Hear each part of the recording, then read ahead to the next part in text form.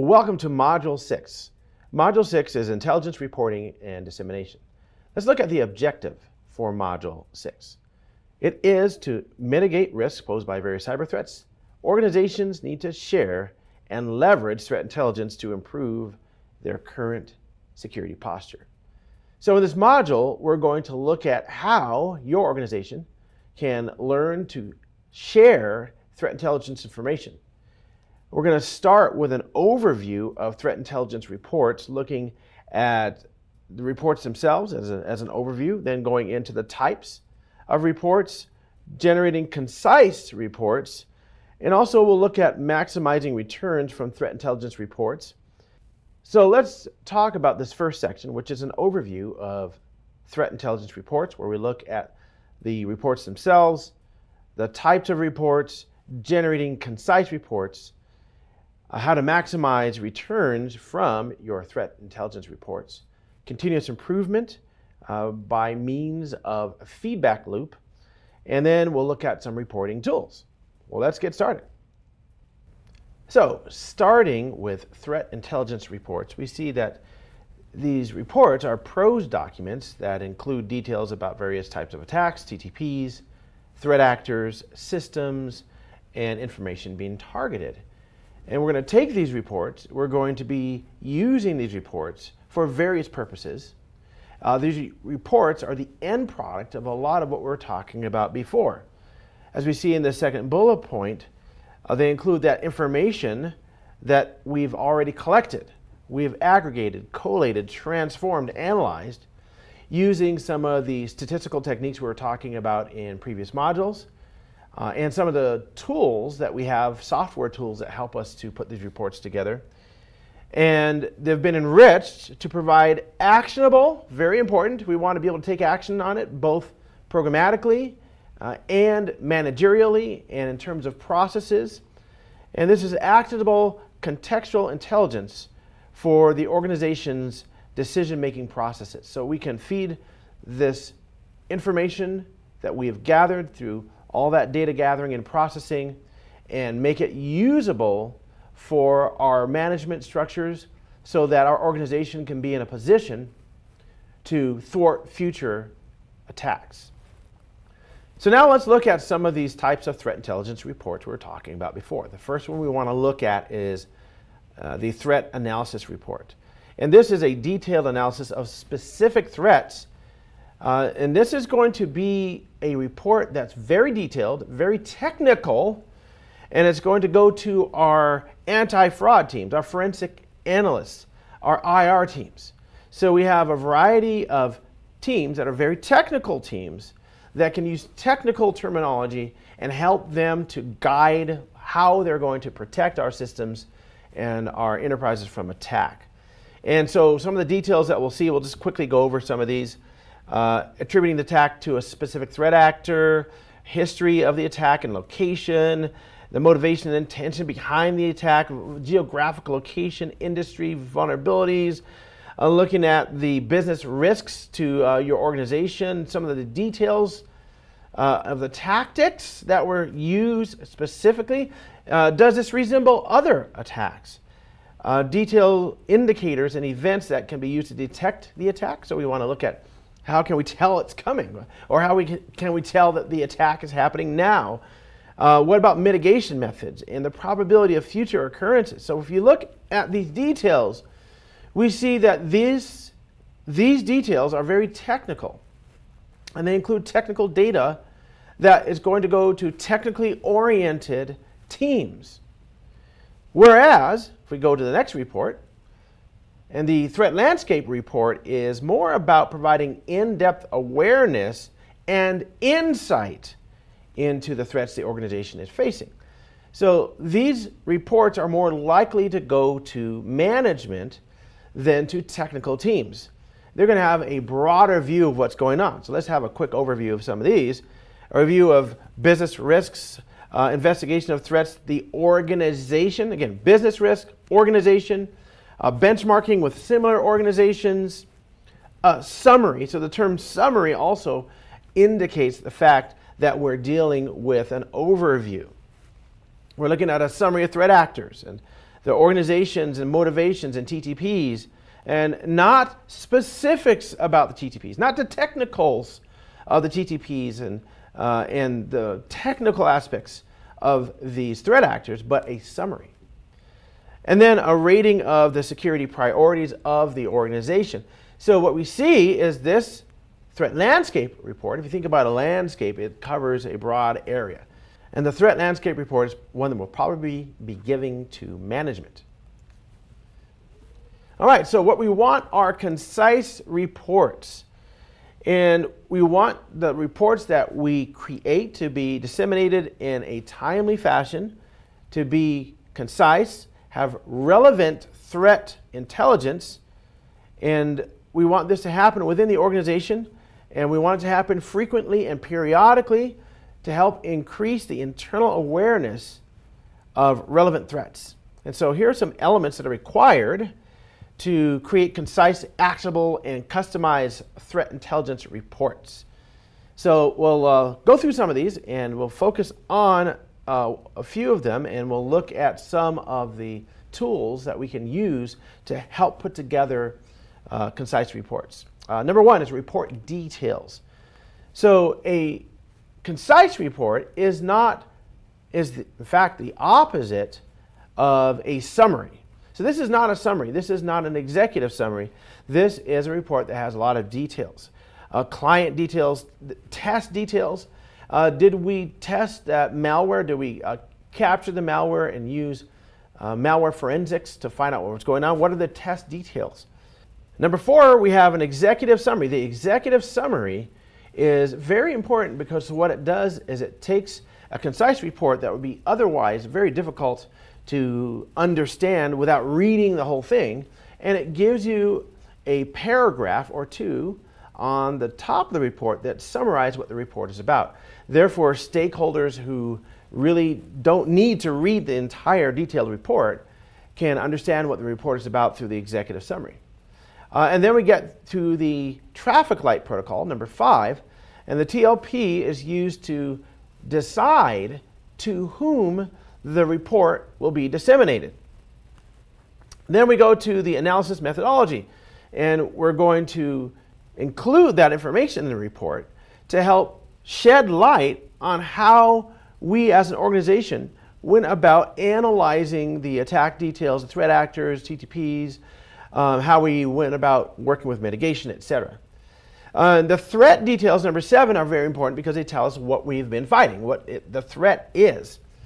Number 8, the indicators of compromise. And so in this report, we'll see that we have the IOCs listed. This is going to help feed back into many other areas where we can use this information to make sure that other attacks are fought off and not allowed to go through. And then number 9 is recommended actions. And this is an extremely important part of the report because this tells us that based upon these IOCs, these details, the analysis we went through, based upon all the details of the test and the client, etc., based upon all of that, this is what I recommend the organization does. And this is one where you do not want to hold back based upon a perceived information, perceived biases in the organization. So for instance, let's say that in meetings, you've been told we need to run leaner, the budget's too big already, we need to make sure that, and you may have all of this in your mind when you're writing the report. And so you may take the recommended actions and tend to want to tone them down because of the environment in which you work. And what I would recommend is that you throw all that away when you're taking your recommended actions. Because your recommended actions are going to set the tone for how your organization is going to proceed in the future. So if your recommended actions, let's say that you're under the gun for budgetary and other restrictions of your organization, and so you withhold items that you think or you know should have been added to recommended actions, then what's going to happen is if there is a breach, based upon your recommendations, you did not recommend the appropriate action, you can't go take that back later and seal that breach and take data theft back. It already happened now. So make sure that irrespective of your cultural environment in your organization, that you make sure that you elucidate those recommended actions. Make it clear what needs to happen based upon the facts. And if you get in trouble for proposing changes that are too big or something that's going to cost too much, that's fine. It is not going to be your job necessarily to allocate the budget or allocate the resources to make the needed changes. That is going to be on management and the rest of the organization to make sure that happens. So make sure those recommended actions are based upon the facts of your report. All right, now we're going to look at a very important tool, which is the Threat Intelligence Report Template. One of my favorite types of tools when I'm dealing with reporting is to get a good template. If I'm in Word or Excel or even PowerPoint, one of the first things I do, depending on the type of report or the type of product I'm working on, is go hunt for a good template or get one online. And in this case, we're going to do the same thing for a threat intelligence report. And in this, we see that we have categories. We have places to put specific information, like at the upper left-hand corner here where we see report details. Then we have client details and test details. Each of these gives us an area to flesh out the information that we are needing to present.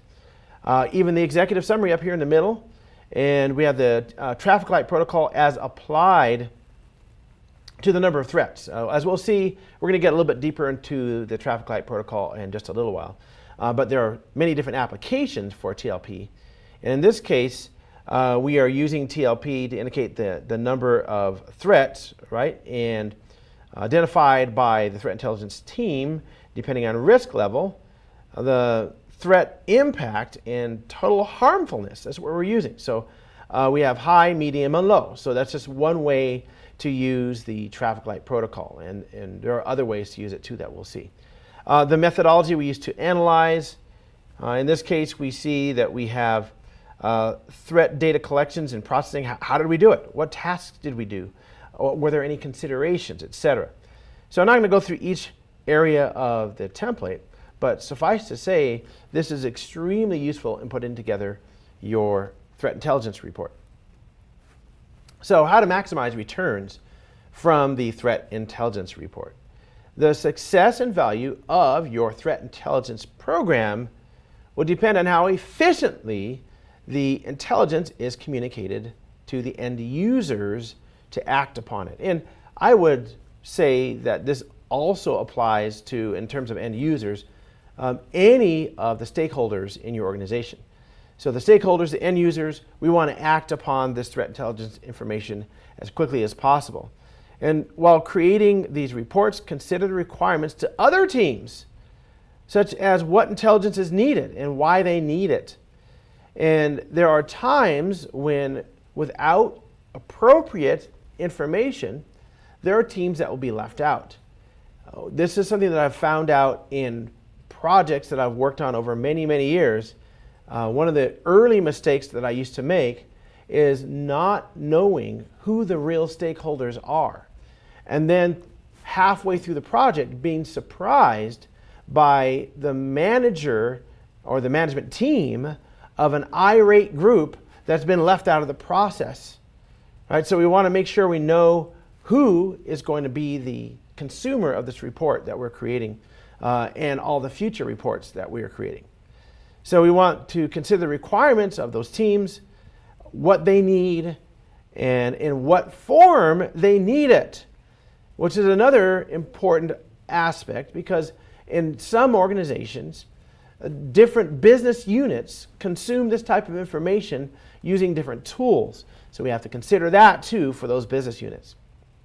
So here are some factors to maximize the return from a threat intelligence reports. Number one, be intelligent, right?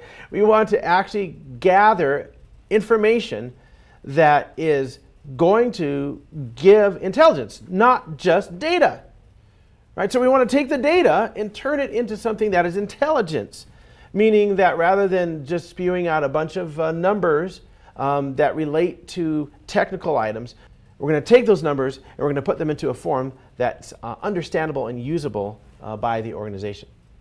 Next one is share threat intelligence within the organization before generating the report. So especially this report, if it's going to be going to other areas outside of our organization, we want to make sure that the report is disseminated internally and digested internally before it's released anywhere else. Identify internal needs. What are the needs of the organization as relating to this report?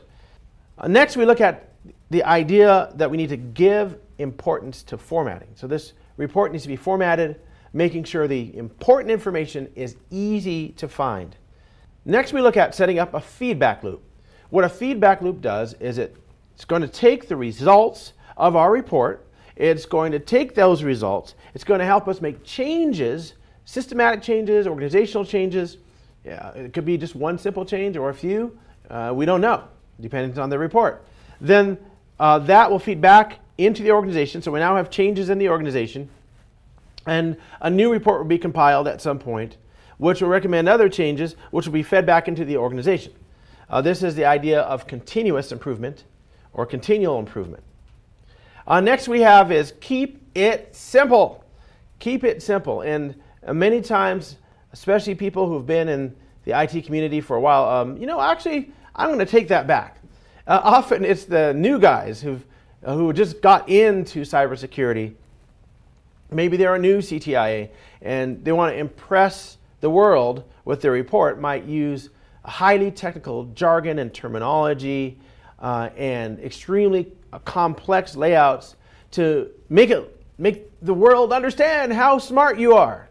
And it was fine in some cases, but in this case, we want the world to understand what they need to do. We want your organization to understand what they need to do, how they need to change in order to have a better security posture. And so we want to keep it simple. And so in terms of the graphics that we use, in terms of the language that we use, make sure it's simple enough that the people who are consuming this report can make use of it and understand it. Earlier I mentioned continuous improvement, and we're going to talk about continuous improvement and the feedback loop. And there is a new name for this, and it's continual improvement.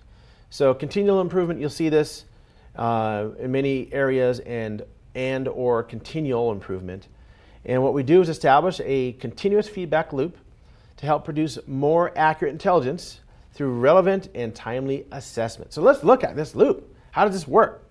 So number one, the feedback report or an alert has to contain a hyperlink at the bottom of the report section where the consumers can evaluate the effectiveness of the intelligence.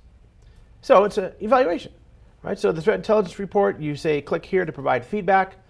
The person who is reading the report can click there, goes to a little survey, as you see here, number 2. The consumers will rate their intelligence based upon overall awareness, actionability, and the quality of the intelligence. So you can have a nice little survey, and what you want to do is take that feedback and integrate it into the threat intelligence program. So for instance, we might send out a threat intelligence report. At the bottom of the report, there's a link that says, please click here for feedback. We get feedback that says, this report was great, but I actually need more information on business risk. I just don't get enough information from your report on business risk to help me. I need to be able to make the case to my supervisors or whatever it is, right? And so we take that and we take those results, feed them back in, and create a new intelligence report that has a better emphasis on business risk.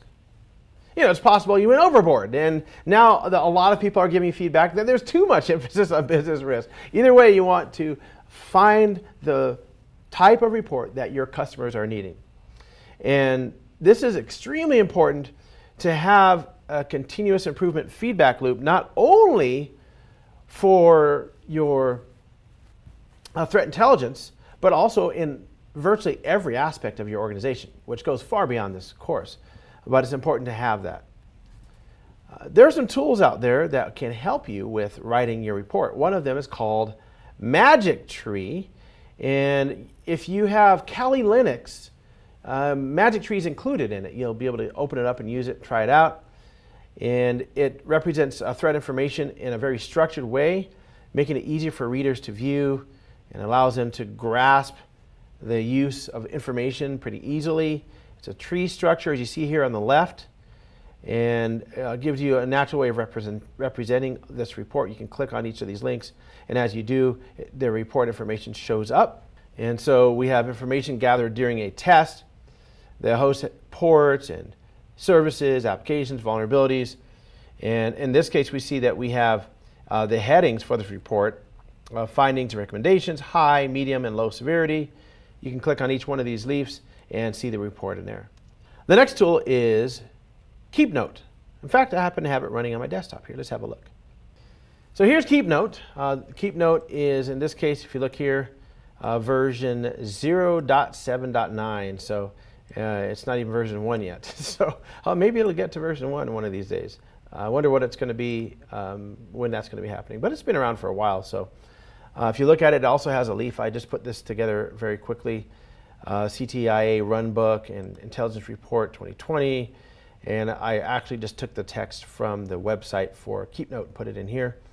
If you want to, you can create new pages. So we do a new page. And we can call this note keeping.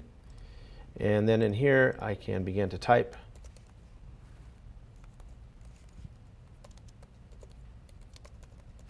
And no spell check.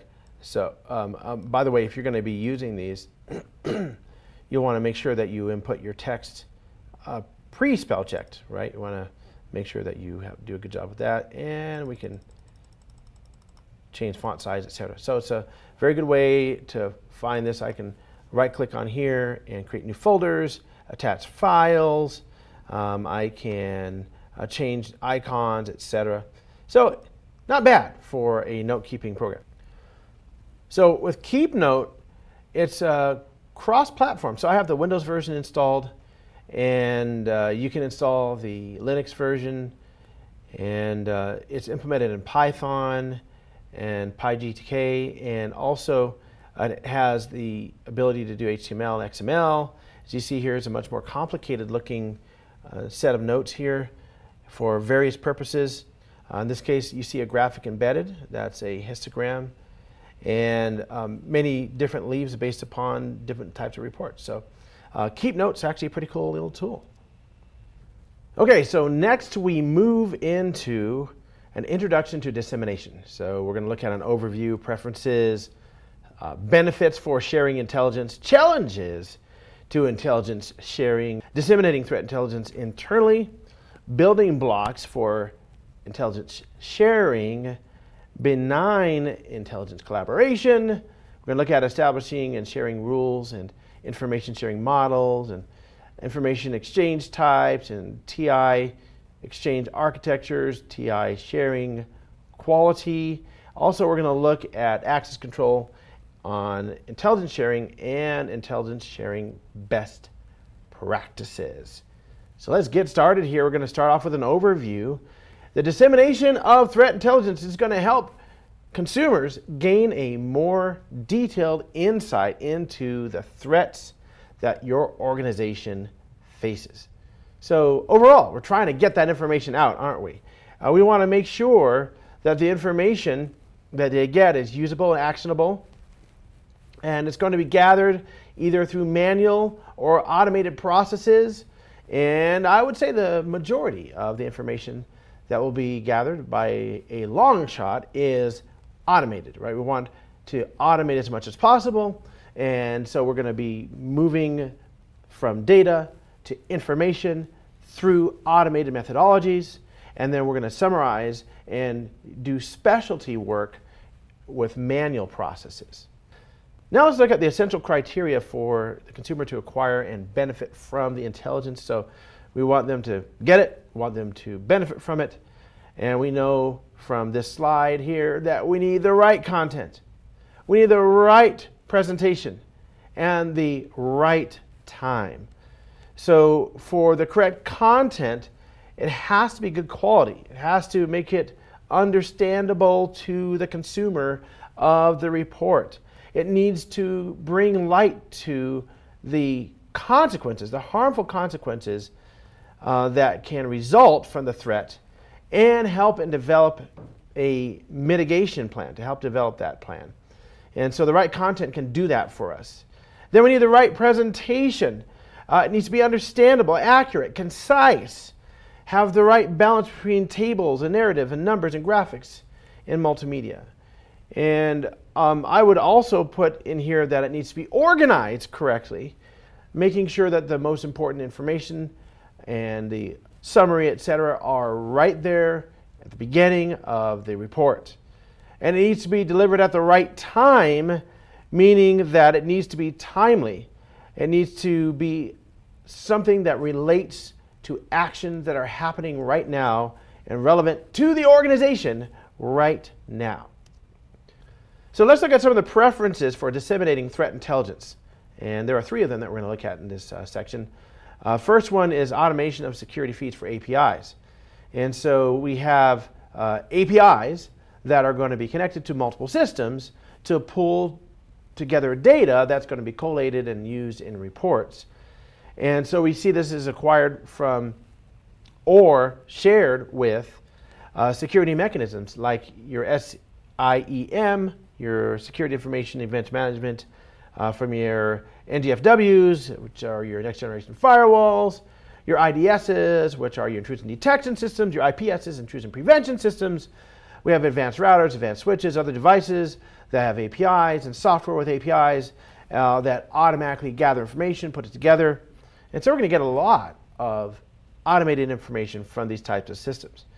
And so with the presence of these automated feeds and APIs sharing and generating threat intelligence with security technologies and threat intelligence platforms, we see that this can be extremely fast and efficient when it's run in an automated fashion and fine-tuned, right? So we have automation. The next we see is searchable knowledge bases. We talked about this in a previous module where we want to take this information and make sure it's searchable. The next is searchable knowledge base, and we saw this in another module where we want to take the threat intelligence information and make it completely searchable and make it so that any of the stakeholders that need access to this intelligence can very easily search, look it up, sort it, etc. And we can use this knowledge base because we have, for instance, an indicator of a threat we receive right now in the present. We can go and check it against what happened in the past.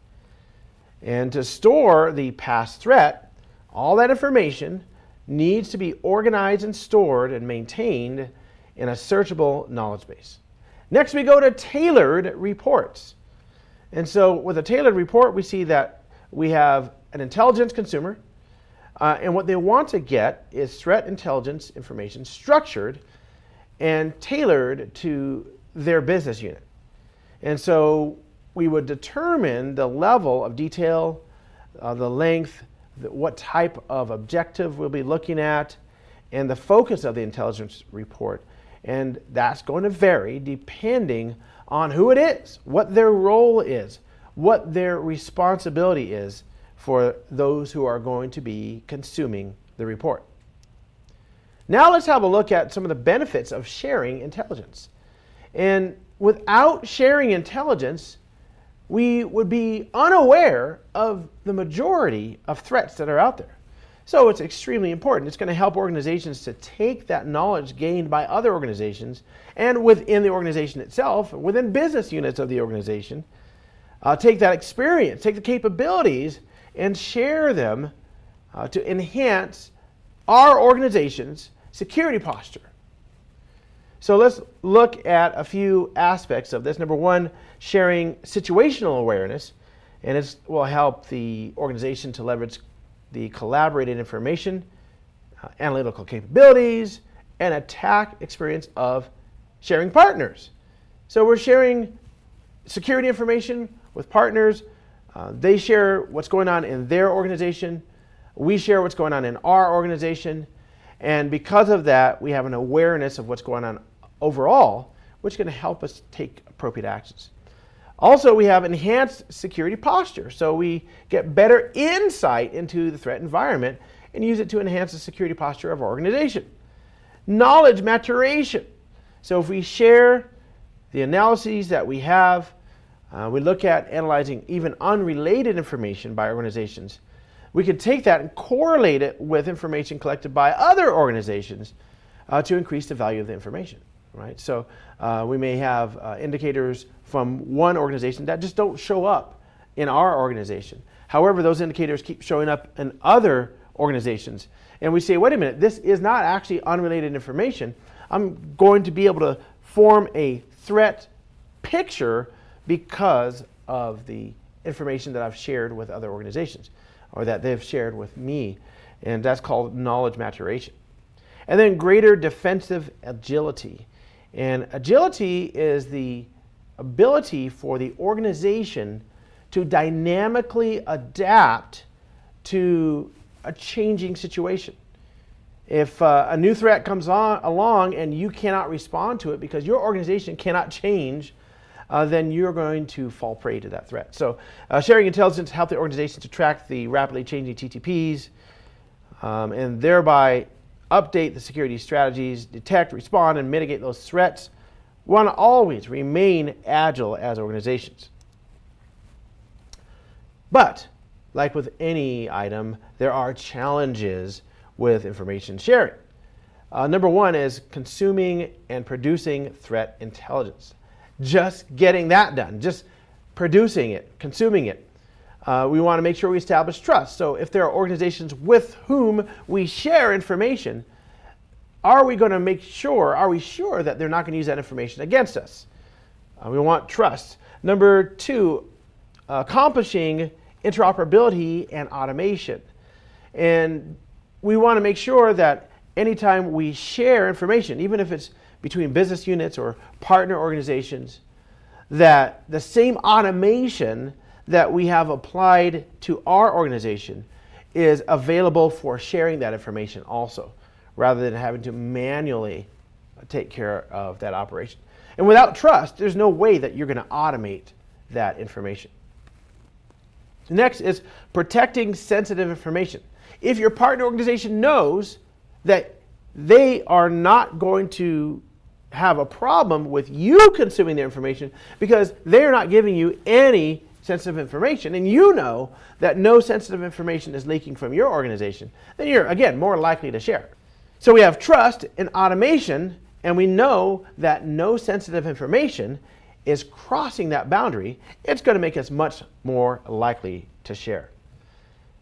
Next, we move to permitting information consumption and publication. And it's very important to make sure that the information that we publish is permitted. That word there, permitted, is very important. There'll be guidelines in the organization to make sure that information that we disseminate, especially publicly, is not going to expose our organization, violate any regulations or any laws. Now let's look at providing our own intelligence to other organizations. So if we're going to take intelligence that we've gathered regarding threat actors and situations, we want to make sure that we abide with legal and organizational requirements. So we don't want to get in trouble with the law just because we shared information. And there's also going to be a limitation on attribution. We want to make sure that we only provide attribution where it is legally and ethically safe to do so. Next, we look at consuming intelligence from other organizations. And so we're going to obtain external information, and we're going to have to assess the quality of the received information. And this is something that has to be done on an ongoing basis. So yes, you've established trust with the information. Yes, you are not sharing any sensitive information. But we also want to look at what is outgoing and what is incoming to partner organizations, and on a continual basis, make sure that we have a high quality of information that's being received. Now we look at disseminating threat intelligence internally. So with threat intelligence sharing, we can either do it internally or externally, but in this case, we're talking about internally. And so before disseminating threat intelligence internally within the organization, it's important to verify whether the intelligence meets the needs and the requirements of the consumers. So to whom are we sending this information? Is it information that they need? Ensure that the intelligence is shared in the format that can be easily consumed by users and security systems. And so we might find that one end or the other needs to adjust their output or their way of processing information. So for instance, let's say that there is no useful API with a specific business unit to be able to take the output of my threat intelligence from my SIEM. And so we have to do some type of transform to another format that has an API that's compatible with that business unit's SIEM, and then put that information into that. That just takes a lot of work, and that can give us a lot of errors. So at some point, you're going to want to change the systems that are having trouble communicating with each other so that there aren't multiple transforms which can eventually garble the data. So it's very important that we understand the format. So that is machine to machine, but we also have the format that's needed in terms of just the report itself. So we have three different types of users we want to look at. First, we have strategic users. And these are threat intelligence providers or consumers that are looking for information to help them make business decisions. After strategic users, we have operational users, and they need in-depth technical knowledge so they can use those indicators and work them into their daily operations. After that, we have tactical users. Again, these users are going to have in-depth technical knowledge, and this is going to be done so that they can focus on responding to security events. All right? So strategic, I'm looking at the overall business. Operational, I am taking technical details to work them into my daily operations. And tactical, I'm responding right now to what's going on in the enterprise.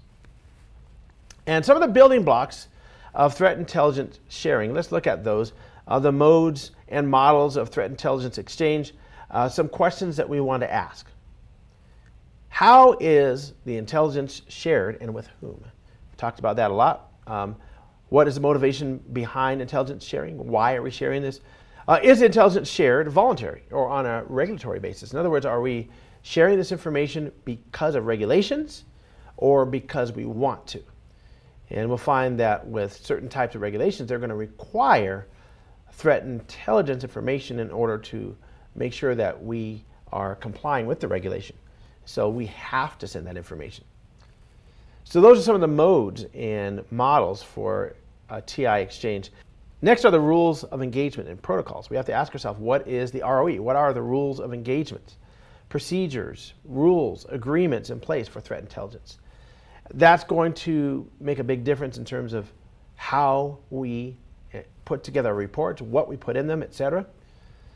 Then we look at the information types. So what type of information are we exchanging?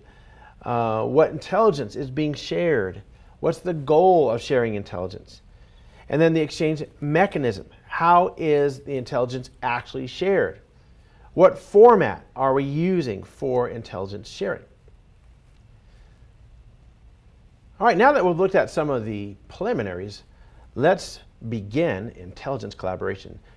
Intelligence collaboration is very important to help us learn from the mistakes of others, learn from the success of others, to help others learn from our mistakes, learn from our successes.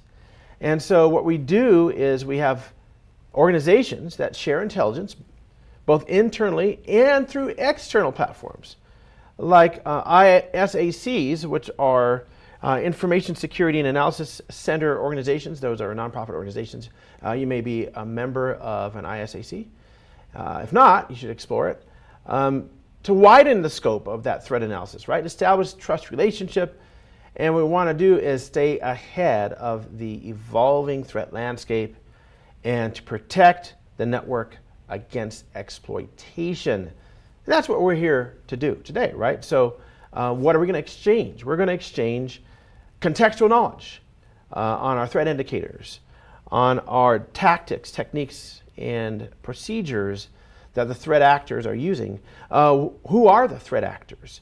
What about current and known and possible or probable attack campaigns, attack attributions, motives, victim information, and what about threats and exploits that happen very frequently? Defensive and remediation policies, best practices.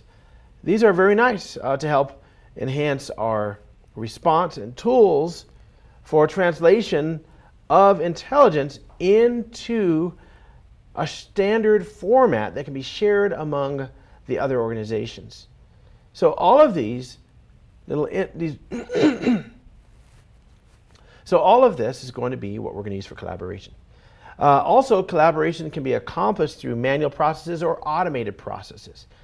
So on the manual side, we'll have unstructured information exchange like briefings, emails, web portal information, reports, forums, stuff like that. On the automated side, we'll be using information that's been gathered through centralized platforms that will aggregate this information, analyze threat intelligence, and then we can share it on an automated basis also. In order to begin sharing threat intelligence, we need to establish information sharing rules. What these do is to help your organization and any partner organizations to control the generation and dissemination of threat intelligence that, if inappropriately revealed, might have severe consequences for the organization, its partners, or customers. Like, for instance, if PII is accidentally revealed or specific data related to customers, health data, or whatever, financial data is accidentally released. We do not want that to happen. Therefore, we need to make sure and establish good rules.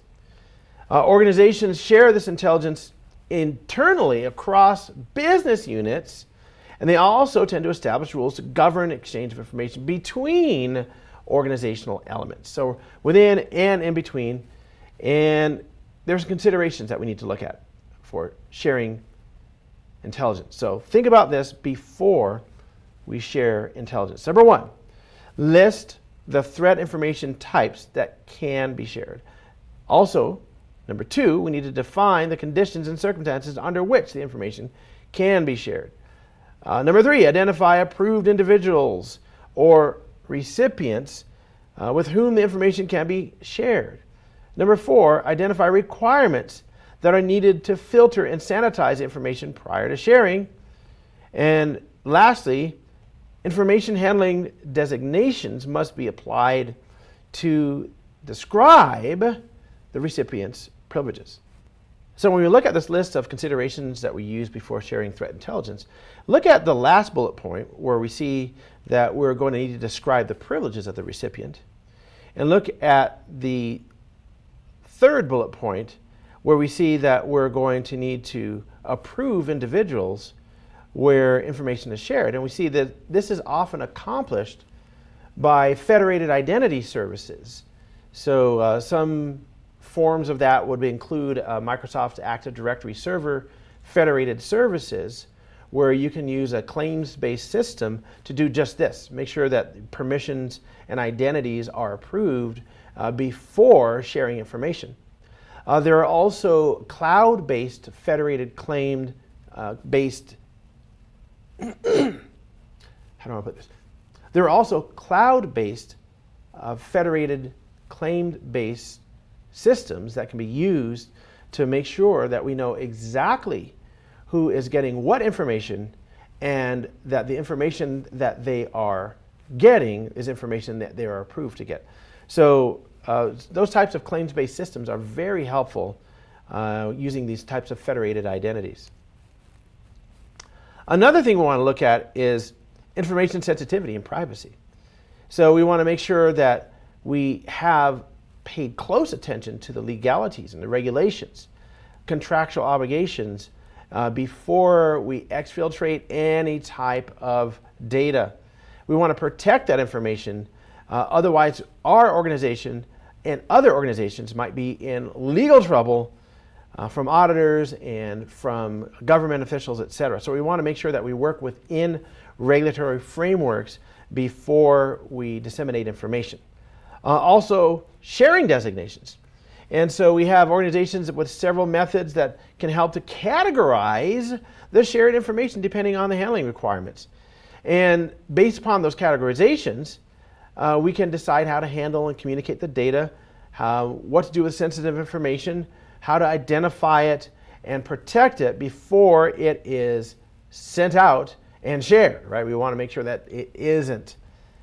We also have a threat information sharing and tracking. We want to make sure that we have those procedures down. So tracking the information origin is important from both the information owner and organizations that are consuming the information. We want to make sure, again, we go back to ensuring regulatory guidelines, legalities, and that the organization keeps a detailed report that has all the information that was shared, how it was shared, collated, analyzed, processed, etc. So we want to have a paper trail for establishing this information sharing. These are going to be some of the rules that we're going to be using. Looking at the information sharing model, we see that organizations can face a lot of difficulty answering questions like, what information needs to be shared? How do we share the information? With whom do we share the information? Why are these questions so prevalent? Well, because there's a vast variety of industries, potential sharing partners, public organizations, and different types of threat intelligence. So it behooves us to make a wise decision on who is going to get this information. And so what we do is we have a tiered threat intelligence information sharing model that we can use to figure out how this all works. So let's talk about tier 1 first, which is public. So let's talk about tier 1 first, which is the public tier. So we have communities, broad range of them. We have users and consumers and small and mid-sized businesses. This is public information. Then we have the private tier. This is going to remain within our organization. So it could be public or private. Actually, that is incorrect. I want to make sure that they have that stated correctly. Oops.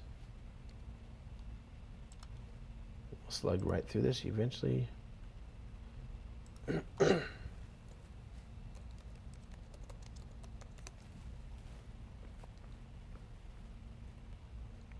That's what it is.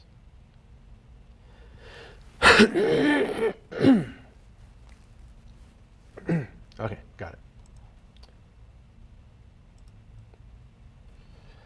All right, next we have tier 2, which is the private tier. And regardless of whether it is a public or private organization, whether it is a specific sector or regional or national or international, regardless of that, one of the features of the private tier is that that information is going to be limited.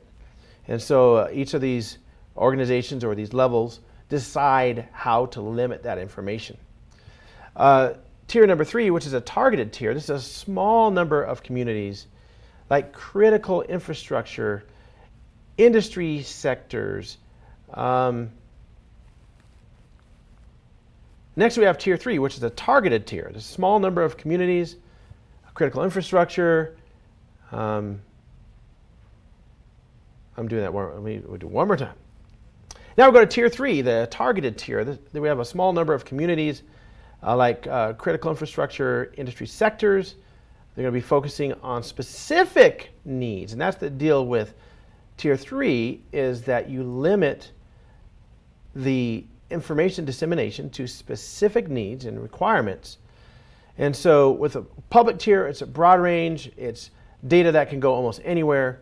A private tier, We are limiting the information that's going out to each sector, and with a targeted tier, we're looking at specific needs that are going to go to specific communities.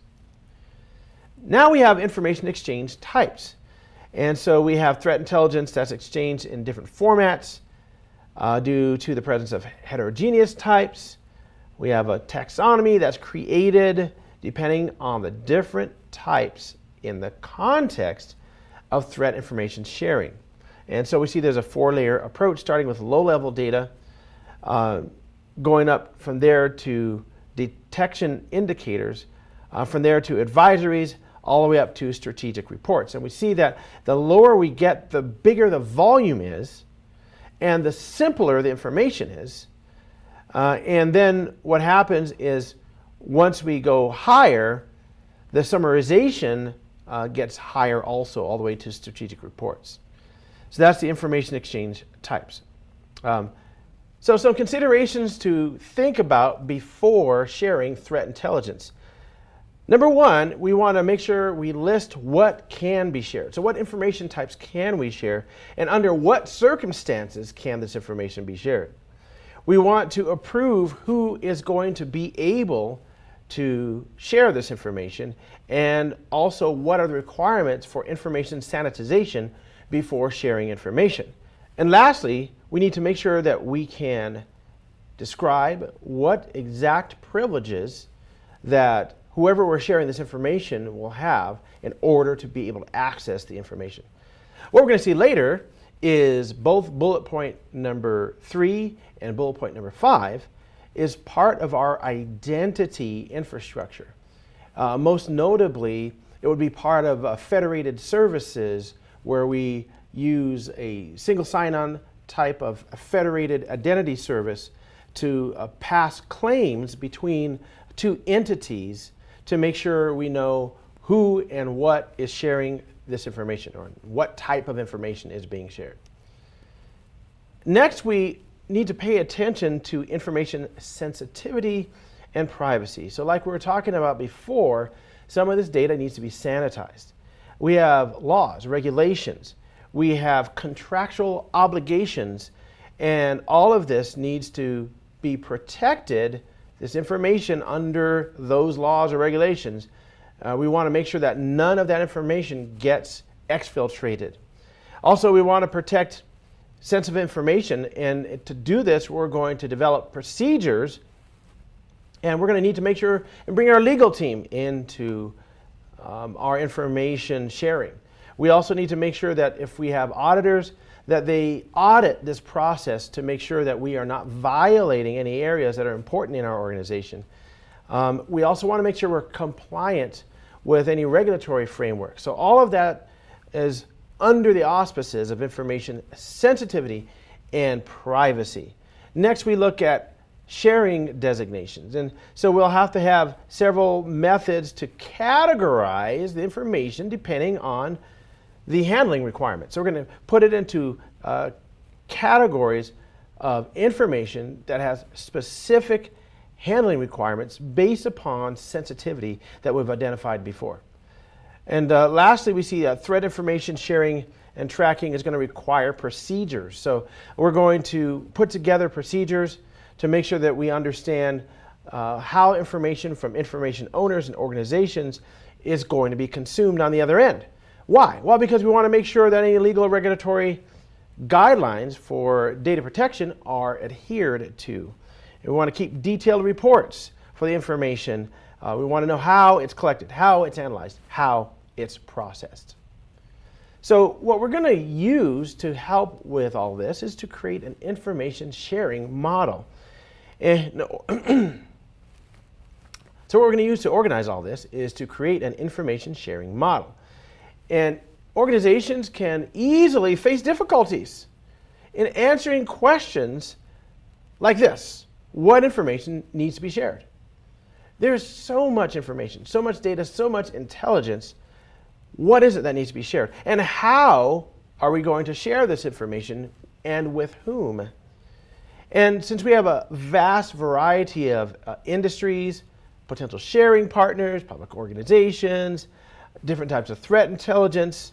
We need to be able to make sure we understand who's going to get this information. And that's why we have this 3-tier model. Tier number one is a public tier. It's a broad range of communities, users, consumers, various small and mid-sized business sectors. It's information that can be released on a broad level. So for instance, if your organization encountered a specific type of threat, the threat can be named, what the threat does, etc., but you're not really going to give information that's going to lead back to your company in terms of causing harm or leaking data that shouldn't be leaked, etc. But it's very public information. Next we go to tier 2, which is the private tier, and regardless of the specific sector, regional, national, international, we're going to be selecting and very selective on the information that we release. So private tier, we are being very selective. And then we look at the targeted tier, and in tier 3, we're going to be even more specific with the information that we're releasing. And this is just going to go to a small number of communities, specifically communities like critical infrastructure industry sectors, communities that focus on specific security needs and requirements. And so we're going to focus on those and give them targeted data in tier 3.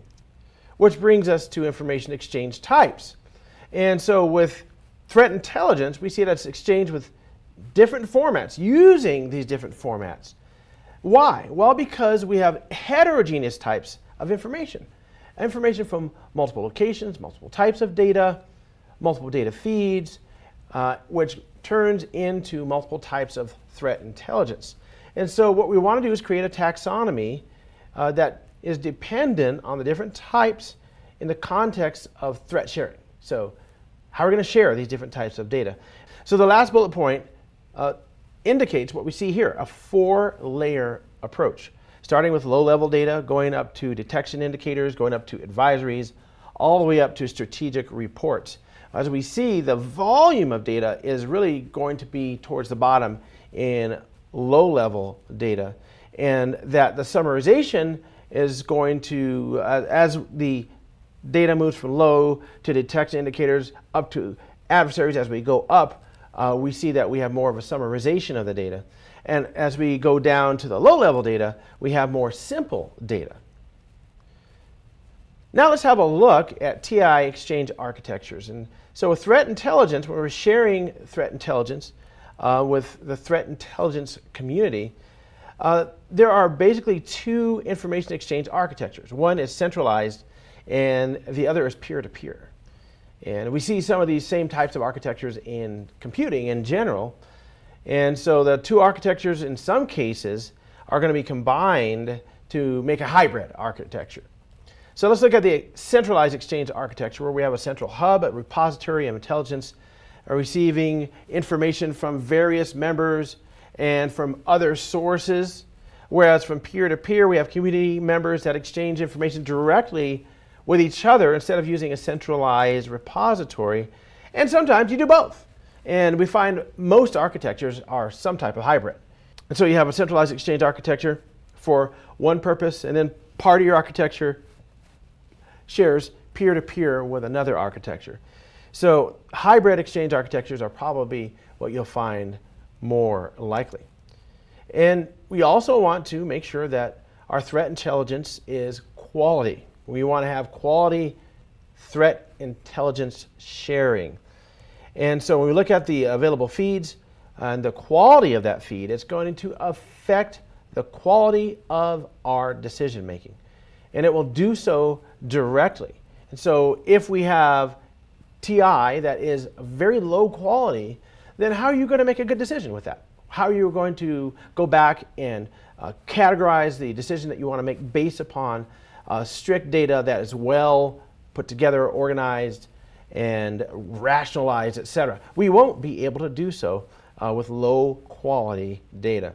So we need to have a high quality of shared information to produce actionable intelligence. We can assess the quality indicators by using historical past information collected from various community members or sensors, if we're doing it in terms of automated equipment. These are going to be our metrics for quality. So we go look at the past, we take measurements based upon historical data, and make sure that our current data output meets the quality standards of the historical data. So we see with this fourth bullet point that this method is going to look at the source indicators. They may be indicators that have multiple characteristics, and those characteristics will influence these source indicators. And so we need to look and see what characteristics are influencing the indicators. There is an efficient way that we can assess the multiple indicators that we've been talking about from certain community members and sensors. What we want to do is we want to look for community members and sensors that are well known for particular indicators. So one example they have here is domain names and accuracy of TI feeds. We also want to go look at other types of indicators and compare them with other feeds and other sources and make sure that over time these have proven to be high quality. And then we can incorporate machine learning techniques and computational trust models along with the applications of those techniques to various security scenarios, and that'll help us again with our multi-indicator, multi-dimensional trust scores for our IT feeds. So what's going to happen over time is you're going to develop a trust scoring system, a quality scoring system based upon source, IT feed, a community, etc. And then from there, you'll be able to determine the quality of each of those feeds and use the highest quality for your own information. Now let's look at access control on intelligence sharing. And I was just talking a little bit earlier about federated services. Federated services, or service federation or identity federation in particular, is something that we use to take one identity service. For instance, you have Active Directory in a local organization, and that company has no association with another company that is running Active Directory. And even though they have no association with each other, when they decide to partner for business, they can federate. And through federation, they can use what are called claims. And these claims are going to be similar to what you would use for a user profile, first name, last name, and then information about access, etc., that this person has. And then from there, you'll be able to allow an entity, a user account on one organization to be able to access data on another organization, even though they don't have an account in that organization. And so this is something that brings us directly to access control. So what access control is the ability to identify, authenticate, and authorize an entity that needs access to a resource. So as organizations become more collaborative, sharing more information, there are going to be some increased security requirements to protect that data and to make sure that that organization is accountable for the data. And so that's why we do access control. Let's look at identity, authentication, and authorization. With identity, it's a way of identifying a new member or organization interested in joining the community. So identity asks the question, who are you? And then we get an answer for that with identity. And then with authentication, this is where we have communication that's going to be authenticated using a username and a password, or mutual authentication using digital certificates. And depending on how you set up your identification system, you may just use some type of multi-factor authentication besides just username and password. And we're going to identify that person, and then we're going to authenticate them. Authentication says, do you have access to this system? So identity says, who are you? So I put in my credentials, and I may be rejected from using a specific system because I don't have access. I cannot authenticate to it. But then when I authenticate to it, it's going to say, yes, you have access to the system, but I can't use any data, I can't use any shared information or resources unless I'm authorized to use those resources. So users must have authorized access to different levels of information based on community roles. So just like in an Active Directory system, you might give a certain user read access or write access to a specific folder. In this case, what we're saying is whatever role that you have, this is kind of a role-based authentication system, whatever role you have, it's going to allow you access to certain types of information. That's authorization. So access control is going to be very important to make sure that no unauthorized entities gain access to information that they are not supposed to. So let's look at some intelligence sharing best practices. So these are things that we want to keep in mind for intelligence sharing to make sure that the way we share intelligence does not expose our organization to any undue scrutiny, any legal problems, but rather elevates our organization to a better status because we actually understand what's going on around us. So let's have a look at this. Create a record that indicates detailed report of the information possessed by the organization and the information that it can generate. So in other words, we want to keep accurate records of all the information that other organizations access that we have available to share with other organizations. Number 2, exchange threat intelligence, including tools, techniques, attack campaigns, threat actor profiles with sharing partners. So what we're going to do is make sure that this information that we have, this threat intelligence, very detailed and very technical, can be shared with our sharing partners. And understand the data formats and transport protocols to ease the useful and effective exchange of threat information. So what we see here is, we talked about this before, where we have systems that speak different languages, having compatible APIs, things like that. We want to make sure and minimize that so we can share appropriate information. Next, we have augment local data collection, analysis, and management. We want to augment that entire process using information collected from outside sources to improve cybersecurity. And so what we're saying is we can grow as an organization by bringing in good intelligence from outside organizations. Next, we describe a method to cybersecurity that familiarizes the life cycle of an attack and developing protective measures that detect, limit, or prevent reconnaissance and delivery of malicious files. So of course, we want our file sharing, our intelligence sharing, not our file sharing, but our intelligence sharing, to help us to protect the organization. Ensure that resources required for enduring participation in sharing community is available. So we talked about knowledge bases, et cetera. Other resources are going to be both people and computational resources. Protect sensitive information from exfiltration. We want to make sure that we don't leak important data from our organization and establish a foundational infrastructure essential for maintaining its security posture and identity, to identify various roles and responsibilities required for installation, operation, and maintenance of these capabilities. All right? So we're going to put together an infrastructure. We're going to put together a structure that will allow us to have a better sense of what data we should be paying attention to, what intelligence we should be paying attention to, and what intelligence we're going to be sending out of our organization, sharing, and that's going to really help our organization grow and become more effective. Now that brings us to our next section, which is participating in sharing relationships. And we're going to talk about sharing communities and how do you join them and factors that you want to consider, looking at engaging in ongoing communication, and what about consuming and responding to security alerts. And we'll look at consume and use indicators, produce and publish indicators, external intelligence sharing, establishing trust, and organizational trust models.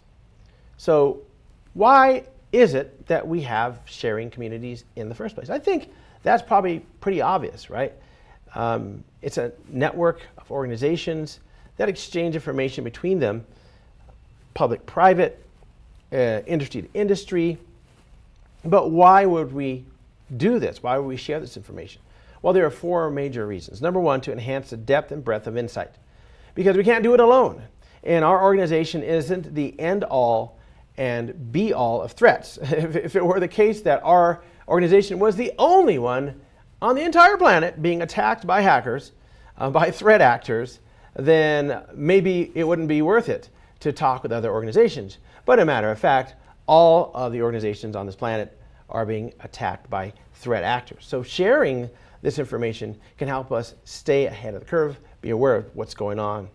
Also, threat intelligence sharing communities are formed for the purpose of assurance of confidentiality. So these threat communities know and trust and expect that there's going to be a high degree of confidentiality. And of course, they're going to sanitize their data before they put it out, but we want to make sure that it's confidential. Number 3 is common interest.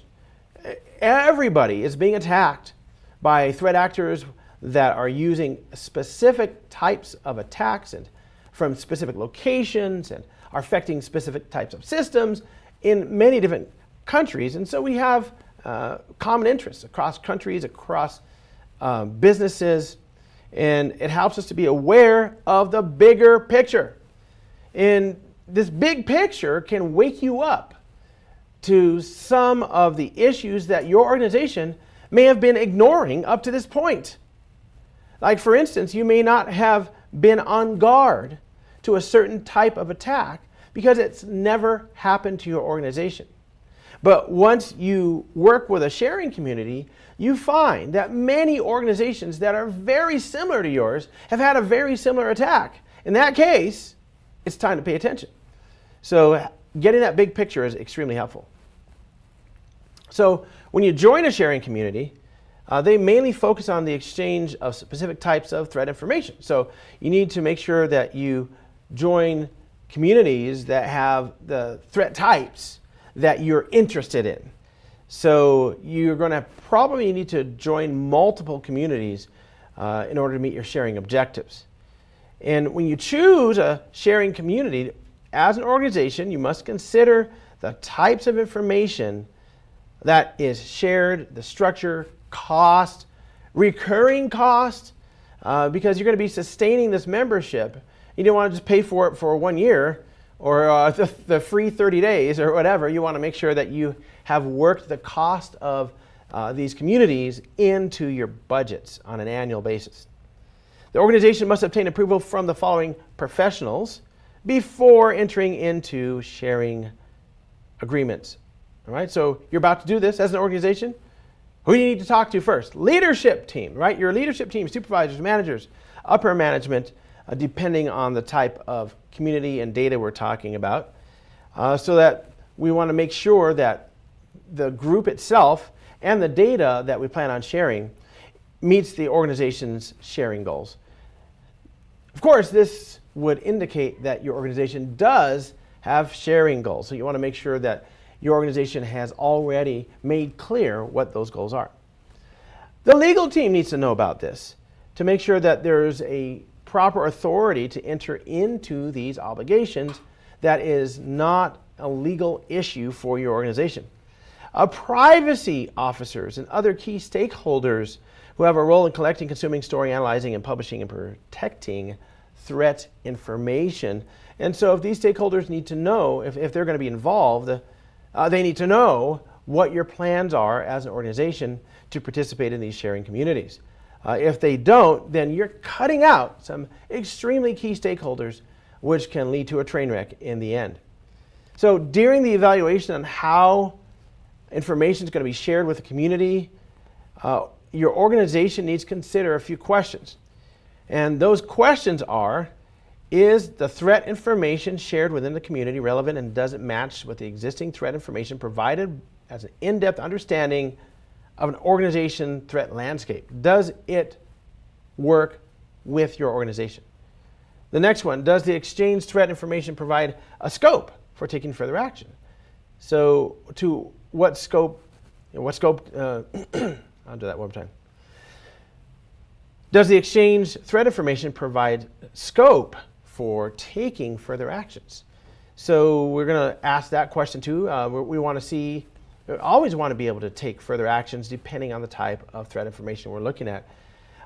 Do there exist any mechanisms for accepting submission of non-attributed threat information and the ability to protect owner and submitter's identity? Are there mechanisms for that? Because even though the vast majority of the information that is shared may not need this, there may be times, and there will be times, where you really need to have non-attributable information sent out there. And this could be for various reasons, like for instance, known organizations that have worked with this NSA, FBI, CIA, three-letter agencies, specifically the FBI, since they're a national. And some of the actions that were taken by the FBI could not be reported by the organization. However, if there was intervention by a federal agency, and the federal agency themselves can't be reported, but you might be able to report some of the actions that happened if that information is sanitized, it means that you're going to have a non-attributed piece of information, and you're going to need to protect that owner's identity, right? There are many other reasons to do this, but federal agencies is just one of them. Is the shared information reliable and of known good quality? So we only wanted to participate in communities that have good quality information. Are the formats used by the community for exchanging information compatible with the organization's infrastructure and tools that are currently being used? Again, you may need to reevaluate what tools your infrastructure is using if you can't find good threat community interaction in terms of information exchange. And then, does the organization have a required capability to collect, consume, store, analyze information depending on the volume and the frequency of the data set by the community? And I think the salient part of this is, do you have a required capability? In other words, does your organization need to interact in this way with this specific community for this specific type of data?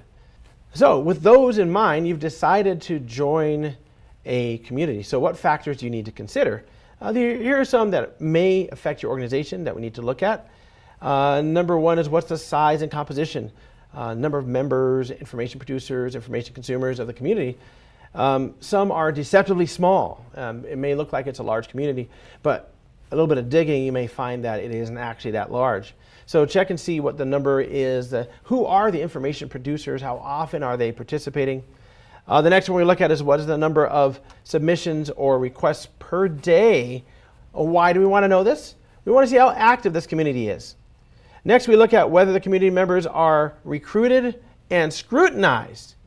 So we have some communities where they go and actually recruit people, like for instance CISOs and people at the CTIA level and so on, directors, to participate in the community, and other cybersecurity experts, white hat hackers, security professionals, etc.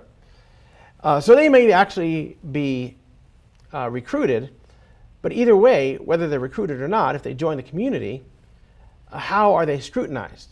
So what was the recruiting criteria? What recruiting criteria is used in general?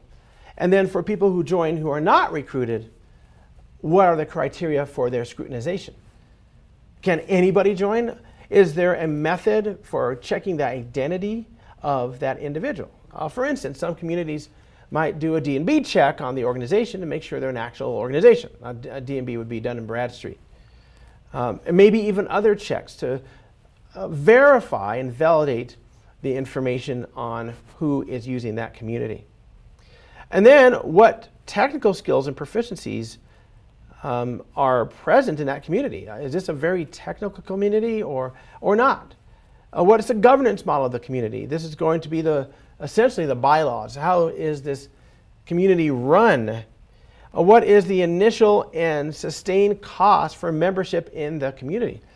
And so the cost is not the first 30 days, that's not the cost. The cost is going to be what comes after that, of course. And you also want to look and see if there is an increasing cost over time. Is there a cost per entity that makes use of the community? So what is that? What is that cost? what kind of sharing agreement is used by the community. And there are plenty of them out there. Some are more liberal than others. Whether the sharing agreement aligns with the organization's goals, objectives, and business rules. Some of the sharing agreements might be just a little too open for your organization. And you may want one with more limited sharing rules. What are the data retention and disposal policies of the community? You want to make sure that if you have a data retention policy, that this community at least goes as far as yours, so that that important data is accessible over a period of time. Then we want to make sure that we engage in ongoing communication. We have several different points here for ongoing communication. Number one is that organizations use a variety of communication methods like email, text. A lot of times you have a web portal to receive and share information. And so this is how one of the several ways that we're going to communicate with the organization. And the content that's acquired from those channels might require manual processing to implement. And if that's the case, you need to know what the amount of data that's going to require manual processing is, and assess whether you have the resources to manage that. And if not, you may want to go to a source that's a little bit more capable of automation. And number three, organizations that have standard security tools that support standard data formats. They can make use of standards-based data feeds to enable semi-automated consumption, processing, and usage of threat information. So that's a lot better, right? So we see in number two that there's a possibility of manual processing. Moving to number three, we see that we have organizations that allow at least semi-automated processing, which is really good. And number four, organizations may need to conduct conferences and workshops for information sharing, but require efficient staff travel as well as higher communication costs.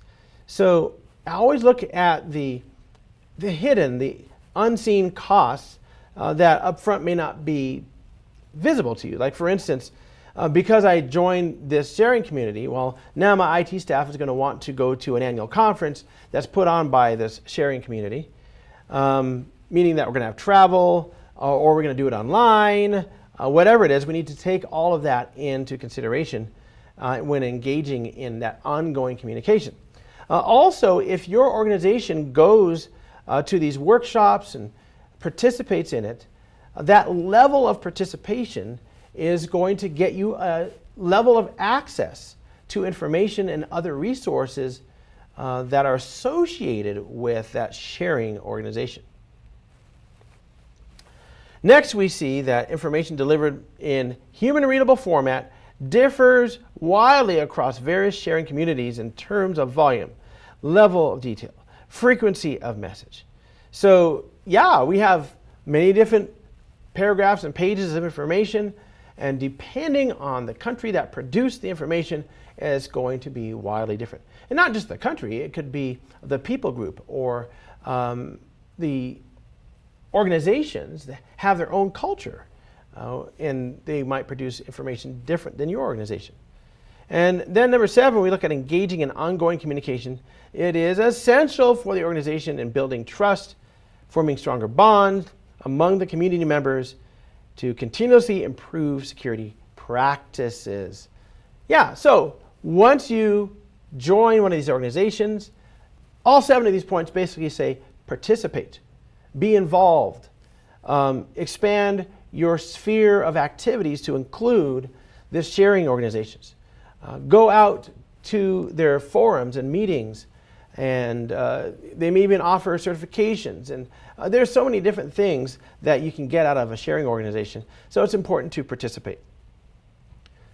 All right, now we look at consuming and responding to security alerts. So we have a sharing community, and the sharing community, I get on my phone, there's an alert from the app that they have, and something just happened, right? There's a threat that just emerged. There's a vulnerability and an exploit that has been found. So very important stuff to be able to respond to. So what might we find in one of these security alerts? This might be an alert that your organization generates for the community, or one that is generated by another community in the organization. But you'll find a brief summary, first of all. You'll find the platforms that are affected, hardware, software. you'll see an estimation of the amount of impact. Is it affecting only BYD systems, BYOD, bring your own device? Is it causing systems to crash? Is it hijacking applications? Is there data exfiltration going on? So that's the impact. And then the level of severity. And there is a severity scoring system, the common vulnerability scoring system that we commonly use. We use it for in various areas, from logs all the way through to threats. And we want to see what level it gives us. Next, we have the remediation rules, including permanent or temporary fixes.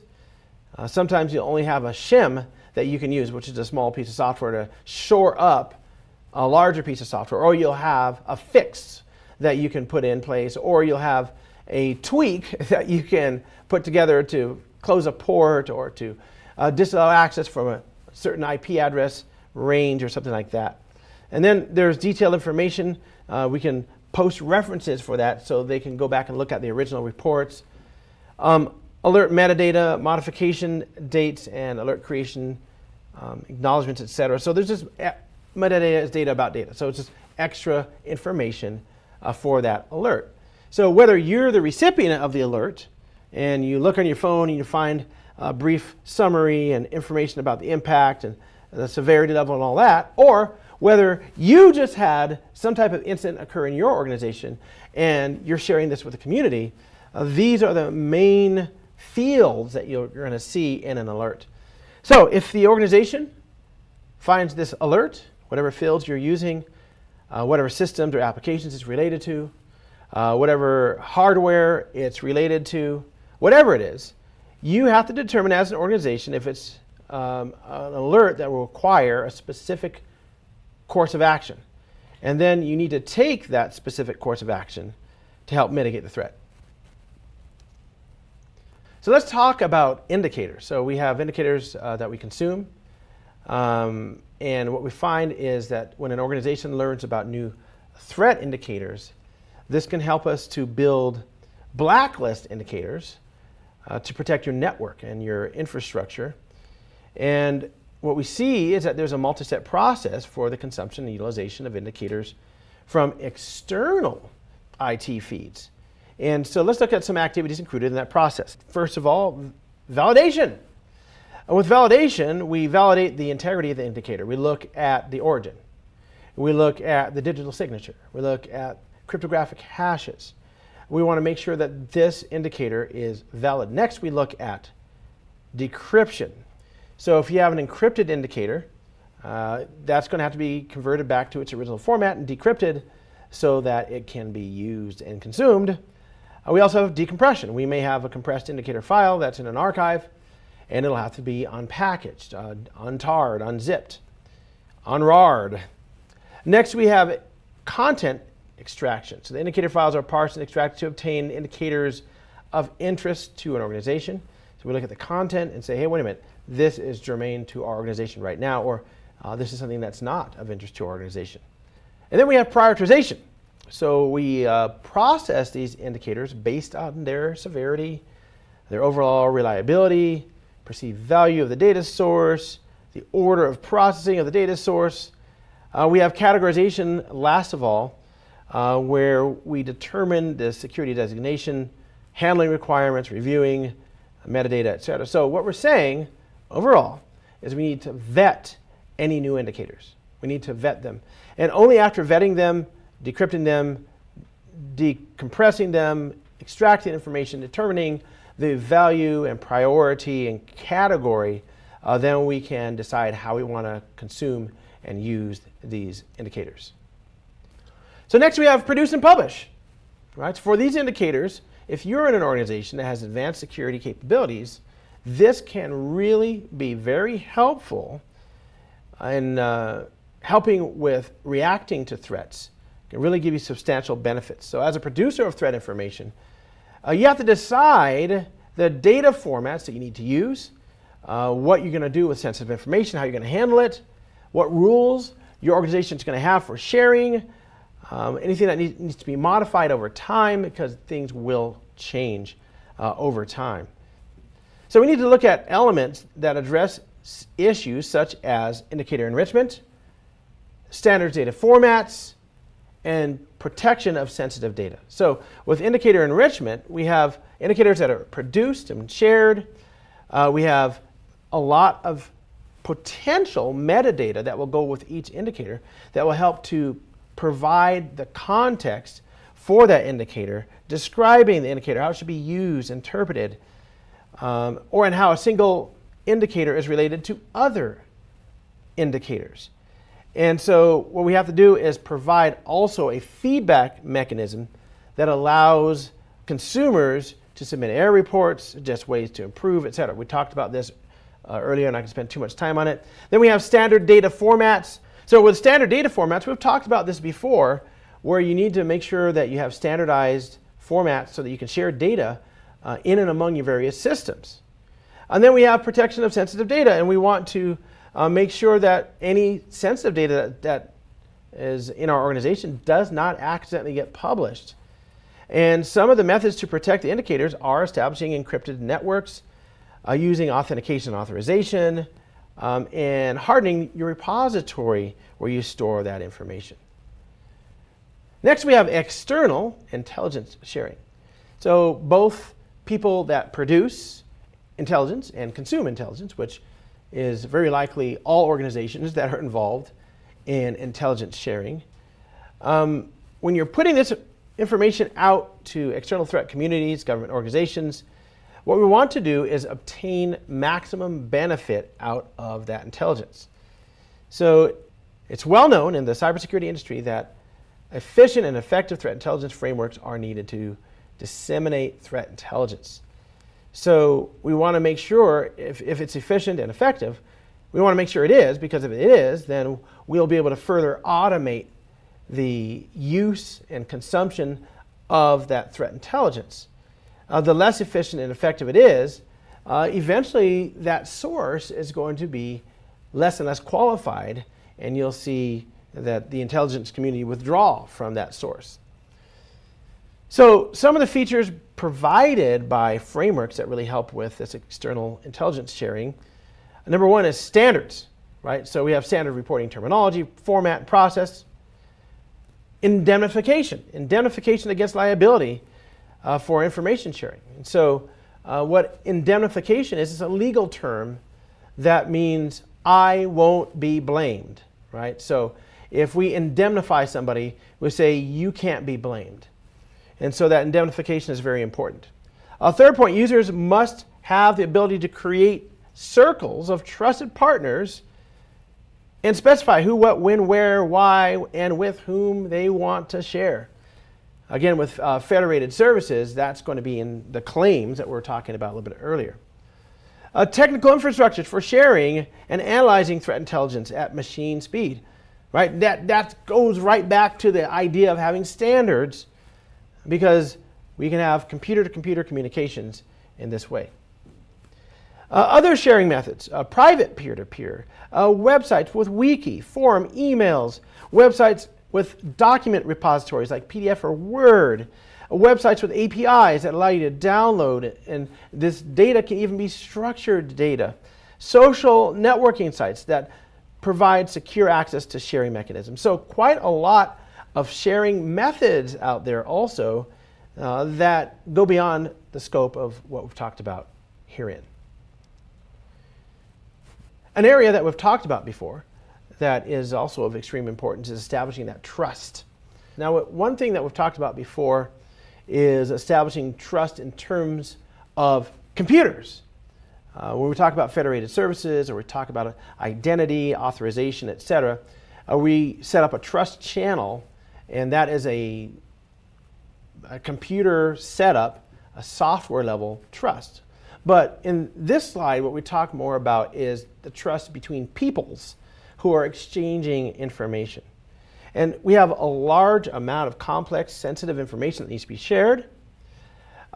Establishing trust with individuals and other organizations helps us to have confidence to provide the information that's going to be used to help us take action against cyber threats.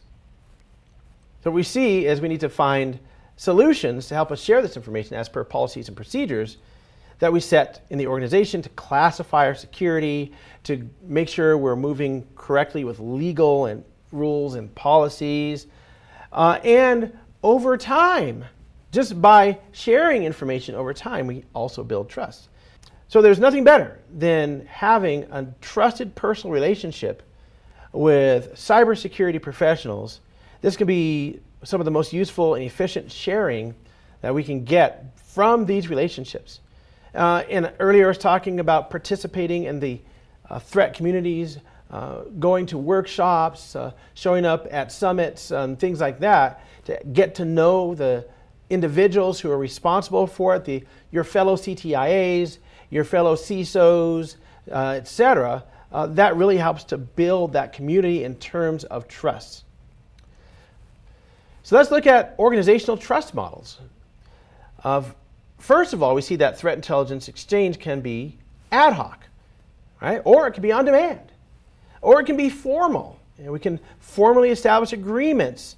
It could be midterm, or it could be long-term agreements that we establish for threat intelligence exchange. And there are actually 5 different trust models that NIST gives us that can be used by your organization to establish a certain level of trust before sharing intelligence. Number 1, we have validated trust. So what we do is we establish a body of evidence between the organizations. And so this is going to be documented. It's going to be evidentiary. If you go to NIST, you'll see there are multiple points that you use to establish that body of evidence. And that's called a validated trust. The next we have is a direct historical trust. And this is what I was talking about earlier. You've built up time sharing data with the organization. Your company trusts the organization. That organization trusts your company. And so you have direct historical ties, and so you have that type of trust. The next one is a mediated trust.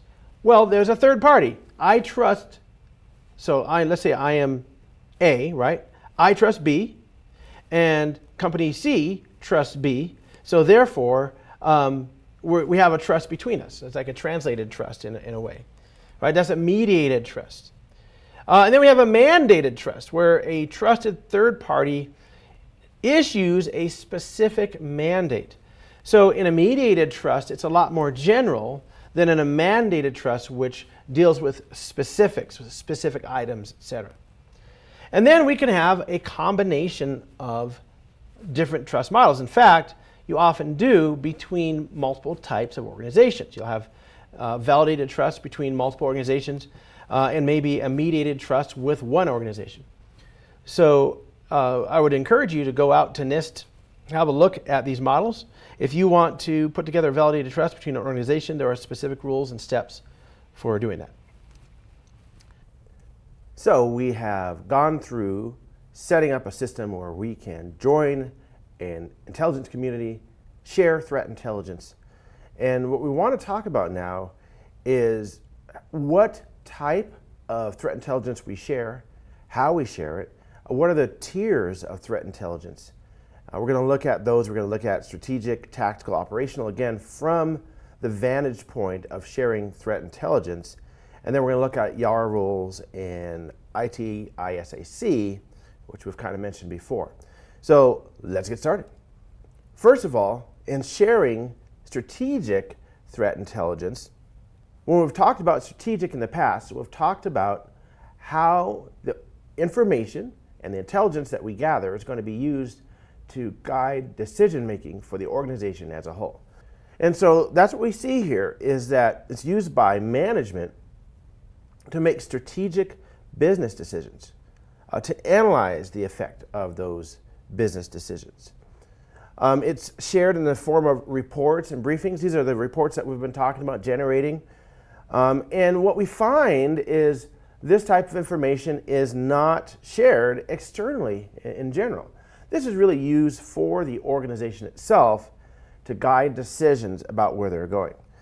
And so organizations will focus on sharing other types of intelligence, but not really strategic intelligence.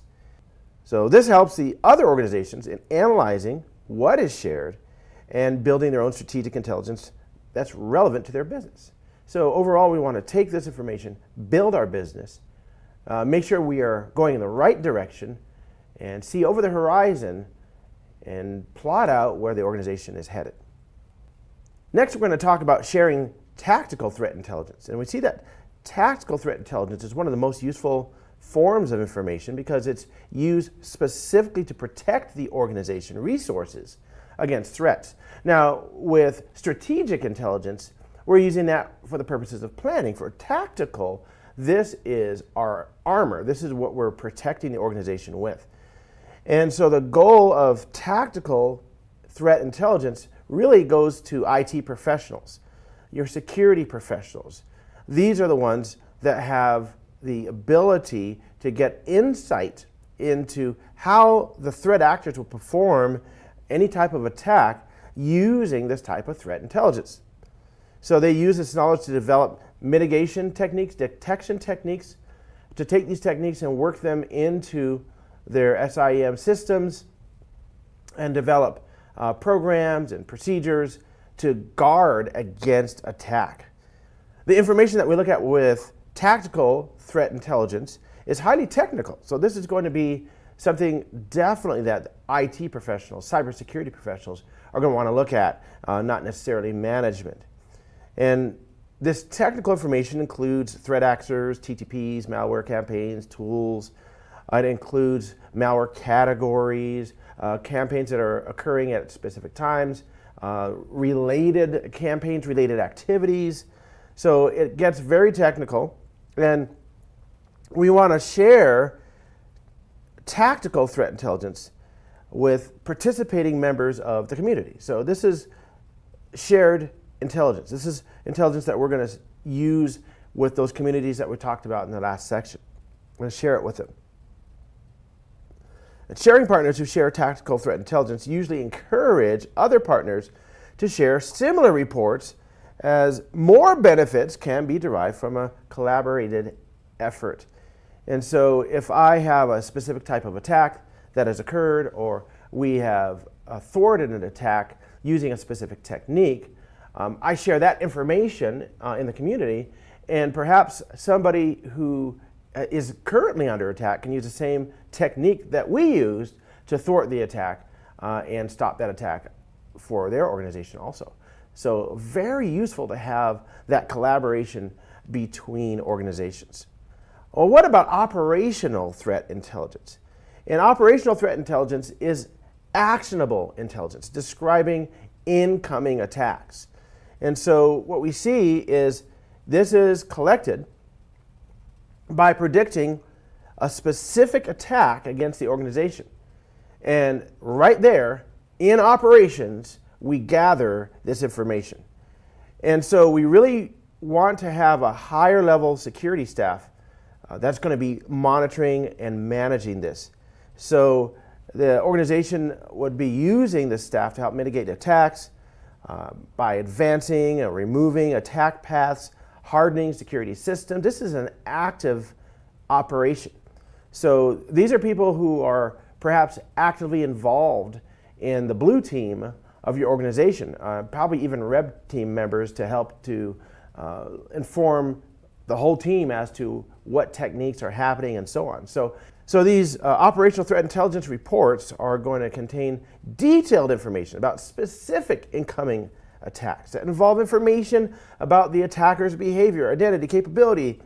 We're going to find out about this threat actor and indicate where the attack will take place. So we want to make sure that we understand all of the details. So this report is even more technical than the tactical report. And also it's more relevant because it's information that's happening right now.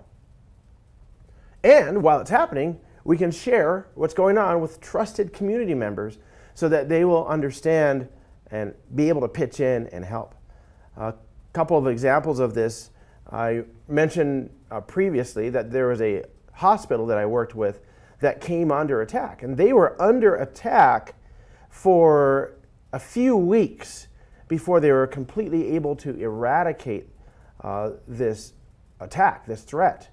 And this was a while back, so they didn't have the opportunity to share operational threat intelligence with other people in a community, so they really had to work on their own. Now, this for them becomes tactical threat intelligence that they can share with the threat community so that other people, if they get a similar attack, will be able to thwart it. Another one that happened recently is where a laptop was taken outside of the organization. Now, inside the organization, there were many different safeguards that would have guarded against this laptop being attacked, but they were in a coffee shop, they were sent a link, they ran the program, and because the endpoint software was not currently connected to the laptop, the actual threat, the attack happened and got a foothold on that laptop. When the laptop was taken back into the organization, then the attack began in earnest. If they had taken this laptop and noticed that it was being attacked and that the organization was being attacked and other assets were being infected, what could have happened is they could have taken this operational threat intelligence and communicated with other organizations that may have had the same type of attack and thwarted it. As it was, they didn't notice until it was too late, and data exfiltration had already occurred. So this happened pretty recently. And this information about the attack was completely sanitized in terms of the threat actor. No, they know the threat actor, but in terms of the organization and all people who were involved with the organization besides the threat actors.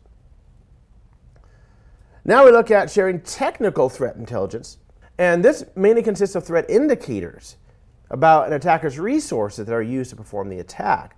So in this case, again, we're looking at security professionals who are going to be using this information, and it'll help them to enhance their endpoint security controls to make sure that whatever threat intelligence they found, they can use it to stop future attacks. And so these threat indicators that we've talked about before, precise, common, repeatable forms of threat information, should be shared as much as possible with other organizations because they can use them immediately to help shore up their defenses. And we would use these in public forums like CISP and third parties whom we trust, direct sharing, etc. So sharing of threat intelligence information, what it does is cause less risk of exposure of sensitive data or private information about the organization's information and their customers. And really what we see here is the more we share, the better protected we are. It reminds me of a tribe where you are using your numbers to guard against the rest of the wild world. In this case, these are organizations that are using their numbers and sharing their information to protect each other and to help each other protect ourselves, our own organizations. So it's actually a very good way to go about it. Next, we look at sharing intelligence using YARA rules. YARA is an acronym that's highly technical. It stands for yet another recursive algorithm. Okay, so that's not that technical, but it's meant to be kind of funny. YARA is actually a very interesting way of helping to protect your organization using threat intelligence. And they're easy to write, very easy to understand. If you're familiar with C programming, I remember taking C classes back in the old programming days. They're very simple, and so you'll have a rule summary on the top, and then between braces, you'll have the actual condition for the rule. And so the rules themselves will have a keyword, there's a rule identifier, and there's a convention that has been established for YARA rules. It's a lexical convention, and there are many different YARA words that can be used, like not, true, false, any, etc. And you can create rules that are made out of a string definition and then that condition that we talked about before. And so YARA rules can be used to make sure that your organization can respond to threat patterns. Really, what they do is when we share threat intelligence, share Yara rules, helps that organization to have easier and faster consumption of threat intelligence, right? Because it's machine to machine in this case. And we look at Yara, it's really open source. Like I said, you can find it on GitHub. It supports security researches. And what we do is with these Yara rules, we can classify, detect, share threat data that's relevant to various malware samples. And like we said before, there's going to be a conditional, and that conditional is going to have a textual pattern in it to describe different malware families. They can be integrated into your cybersecurity framework. One of the examples is Virus Total Intelligence. That platform can consume Yara rules very easily. There are many others out there that can do that also. And what this will allow us to do is create a sort of a signature for efficient blocking, detection, sharing of malware signatures. So very, very nice to have Yara rules around. You can integrate them with standard data formats, mentioned sticks before. You scan your networks, look for traces of intrusions, and then if you get these threat indicators, then you can share them. And the threat intelligence sharing platforms like, for instance, Threat Connect and MISP also support Yara for building your customized rules based upon threat information.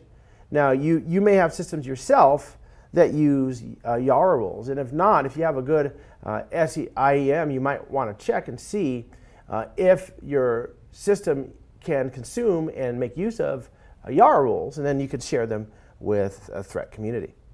The next we look at is IT ISAC or ISAC, and this is Information Technology, Information Security and Analysis Center. I mentioned this a little bit earlier.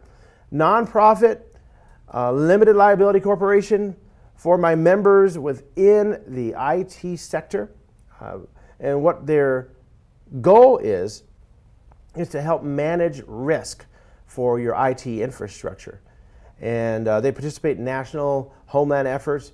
Their purpose is to strengthen the IT infrastructure through cyber information sharing and analysis, and that's their whole goal. In fact, if you go online and look at IT ISAC, you'll find that there are various locations and various meetings and many different ways to communicate among the members of IT ISAC. Three things that they really emphasize are knowledge sharing, they have an operations center, and also physical security. And so with knowledge sharing, this is very much like what we've been talking about, sharing the details of threats, incidents, and practices, vulnerabilities. In their operations center, they emphasize communication and coordination between operations centers of member companies. If you're in IT ISAC, you know what I mean, because they really work together. And it's really a trusted point of information sharing that both works before an incident happens and within or during an incident. Also, physical security is emphasized and is one of the benefits of IT ISAC. And this is the particular access to incident and response information. This is on non-cyber threats. So physical intrusion, physical attacks, even natural disasters. If you look at some of the natural disasters, fires in California, hurricanes on the Gulf Coast, and tornadoes through the center of the organization, and you look at what's going on with IT ISAC, you'll see that they have been involved specifically as to physical security and how it relates to organizations and specifically data center security. In talking about sharing threat intelligence, one of the things we want to look at right here is some of the delivery mechanisms that we can use to share threat intelligence. So we're going to look at forms of delivery. We're going to look at machine-readable threat intelligence. We're also going to look at some of the standards and take an overview of them and talk about them. Forms of delivery. So there are various forms by which threat intelligence is delivered. The first one, it's just a common alert. You might have your phone and get a text alert or message, email, or phone call even. So that is just a common alert. Number 2, we have detailed reports, like the ones we were talking about, putting together with graphs, charts, numbers, points, etc. Number 3, my favorite, which would be machine readable data feeds. And so these are data feeds that have information that can plug directly into your SIM, antivirus, firewalls, IDS, IPS, etc. Other forensic tools that you may have, software and hardware wise. And number 4, we have custom design output for internal systems. So you may have a dev team and your programmers have put together some type of custom format that you're using for specific apps. So for instance, if you have an app stack for applications that are running your web database or whatever, and you want to share information and you have your own internal way of doing it, possibly. Also, we have APIs, application programming interfaces, that allow one app to talk to another directly to receive, query, send intelligence. And then number 6, we have safe and secure online portals for on-demand access, up-to-date threat intelligence information from threat intelligence databases and other analytical functions that you can get with these online portals that we've already been discussing in the past. So we have these forms of delivery. So the question is, what do we do with it? And there is a Gartner report of the top 10 technologies for information security. And they talk about cloud access security brokers and pervasive sandboxing and IOC confirmation. And among that list, which is not in any particular order, is also mentioned machine readable threat intelligence. And so this is actually one of the most important parts of IT security right now, according to the Gartner report. And machine readable threat intelligence, or MRTI, is a capability that allows various security controls like SIEMs and IDS and IPSs to make operational security decisions based on information about the current threat landscape. So they get information in, it's machine readable, and then they can act upon it immediately, which means that an organization that has a high degree of MRTI will be able to adapt and react faster than organizations without a higher degree of MRTI. And so it's a direct data feed. It helps to automate your response, your detection, your prevention. And there are formats that are used for MRTI, and we've talked about some of those, like STIX, the Structured Threat Information Expression. You can disseminate them using standards such as TAXII. We talked about that a little bit in the past. TAXII was the Trusted Automated Exchange of Indicator Information. Say that 3 times real fast. TAXII is much better. So number 4, we see these standards describe intelligence mostly at the tactical and technical level. It's dense information. It is highly technical information, really focusing on IOCs that can feed directly into our SIEMs and IDSs and IPSs so that we can identify threats very quickly. Number 5, we have standard MRTI solutions that allow intelligence to be incorporated into our TIPs, threat intelligence platforms, so that it can be analyzed, it can be monitored. It can be monitored either by you or me, a human, or more likely put into an SIEM in order for us to understand what's going on with external threats, internal threats on our systems. So machine readable threat intelligence becomes an extremely important part of the battle against threat actors and attacks in our organization. There are standards and formats for sharing threat intelligence, and we want to make sure that we make use of them because they really help you to be able to disseminate and consume threat intelligence in a very timely fashion. There are unstructured formats like text documents, email messages, and these are really more suitable to high-level representations and reports that you may feed to cybersecurity professionals, high-level management, stuff like that. You're not going to use these unstructured formats for machines. Rather, you're going to use standard data formats for your IPS, IDS etc. And this is going to make it more automated, loosening the need for human interaction. One of the protocols that is very helpful in this area is TLP, or Traffic Light Protocol.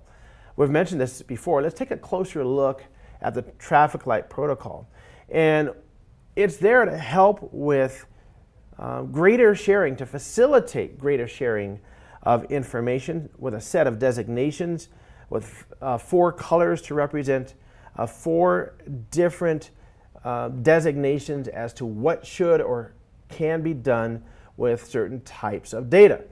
I kind of look at this coming from the DoD and DOE. It looks to me like classifications, right? So company private or secret or top secret on the DoD side, something like that. In this case, we use these specifically for sharing information and using information. So if you look at the red color, it's not for disclosure, restricted to recipients only. And you can look at the detailed text in here if you want, but we see that we really restrict a red, that's like top secret, right? And then we have amber, which is limited disclosure, restricted to participants' organizations. So if you have information that is amber, it's close to being red. You only want to share amber information with members of your own organization and maybe clients and customers with a need to know. Then we get to green. Green is limited disclosure, restricted to the community. So with green tagged TLP sources and information, we can use that for sharing with other communities. With white, we have no limits on disclosure. And so what we can actually do is incorporate the TLP into our automated systems where we can, and also we can tag information with TLP data manually if need be. Next we have MITRE standards, and these are standards developed by MITRE to help fulfill different needs required by management of cyber threat intelligence in the organization. So this is for management. We've looked at some of these before. We've looked at STIX and TAXI before, but there's also CyBox, which is the Cyber Observable Expression, Standard Language, MAEC, which is the Malware Attribute Enumeration and Characterization, another community-based structured language. And then we have CAPEC, which is a Common Attack Pattern Enumeration and Classification. This is a publicly available catalog of common attack patterns. All of these standards really help with machine-readable threat intelligence. We also look at MILE, which is the Managed Incident Lightweight Exchange. And this is a working group focused on data formats and protocols. We have a package of standards that are defined with MILE. So these standards include IODEF, which is the Incident Object Description and Exchange Format, which is a tool that gives a framework for how information can be shared among CSIRTs, which are, of course, computer security incident response teams. We also have IODEF SCI, which increases the machine readability by using XML for sharing information, including formats like CVE and OVAL. We also have RID, which is Real-Time Internetwork Defense, which is a proactive internetwork communication method to facilitate sharing incident handling data and integrating into your existing detection, tracing, and source identification mitigation mechanisms. So we have multiple standards associated with MILE that are available to help further make your data machine readable and shareable among multiple locations and concerns. Continuing, we have VERIS, which is the vocabulary for event recording and incident sharing, which is a set of metrics to give us a common language for describing security incidents. We also have IDMEF, which is the Intrusion Detection Message Exchange Format, which is another data exchange format for automated intrusion detection systems. It is implemented in the data channel between intrusion detection analyzer or your sensor and the manager or the console. So this is going to be the data channel, the means of communication between those two. So we find we have quite a lot of standards that can be very, very helpful with sharing information, with making the sharing of intelligence information machine readable and automated. And with all of these, you can go back and look at your SIEMs and your IPSs and IDSs and see what capabilities they have in terms of any of these standards, so you can increase and improve your information sharing. All right, that brings us into understanding threat intelligence sharing platforms. So when we look at all the standards that we just talked about in the previous section, we see that we have platforms that make use of those standards, just like some of the platforms that you are running in your organization already that make use of these same standards. In this section, we're going to take a quick look at a few of these, BlueLive, and we're going to look at anomaly stacks. We're going to look at MISP, which is malware information sharing platform. We talked about that briefly before. We're going to look at CTIX, which is Cyber Threat Intelligence Exchange. We're going to look at Soltera and others. All right, so let's take an overview and start with a little bit of information about information sharing and collaboration platforms. We have threat intelligence. It's going to be shared through these platforms that we're going to be talking about here. And the information platforms are really part of a crucial infrastructure that helps to protect industries like your financial services. It's used through IT infrastructure. We use them in public utility organizations. And so these sharing platforms are very crucial. One of the areas that we want to make sure to think about and control is the fact that we allow authenticated users to gather, manage, and share structured information and unstructured information from various sources. And so when we go back to the fact that this is authenticated users, and one of the areas that we need to constantly be vigilant about is the trust that we give to our sources and our sharing partners, and who is and who is not authenticated to make decisions, share data, consume data, who's responsible for tuning the automation between our systems, etc. Very important to always revisit that authentication and authorization that we have between the sharing partners. Let's look at a few pieces of software here. One is called BlueLive Threat Exchange Network. In the labs a little bit later, I'll show you how to use this. And it's designed to protect the enterprise and give you protection against emerging threats. And with BlueLive, you can share IOCs. And by the way, some people call it BlueLive. But since there's no EA, I call it BlueLive.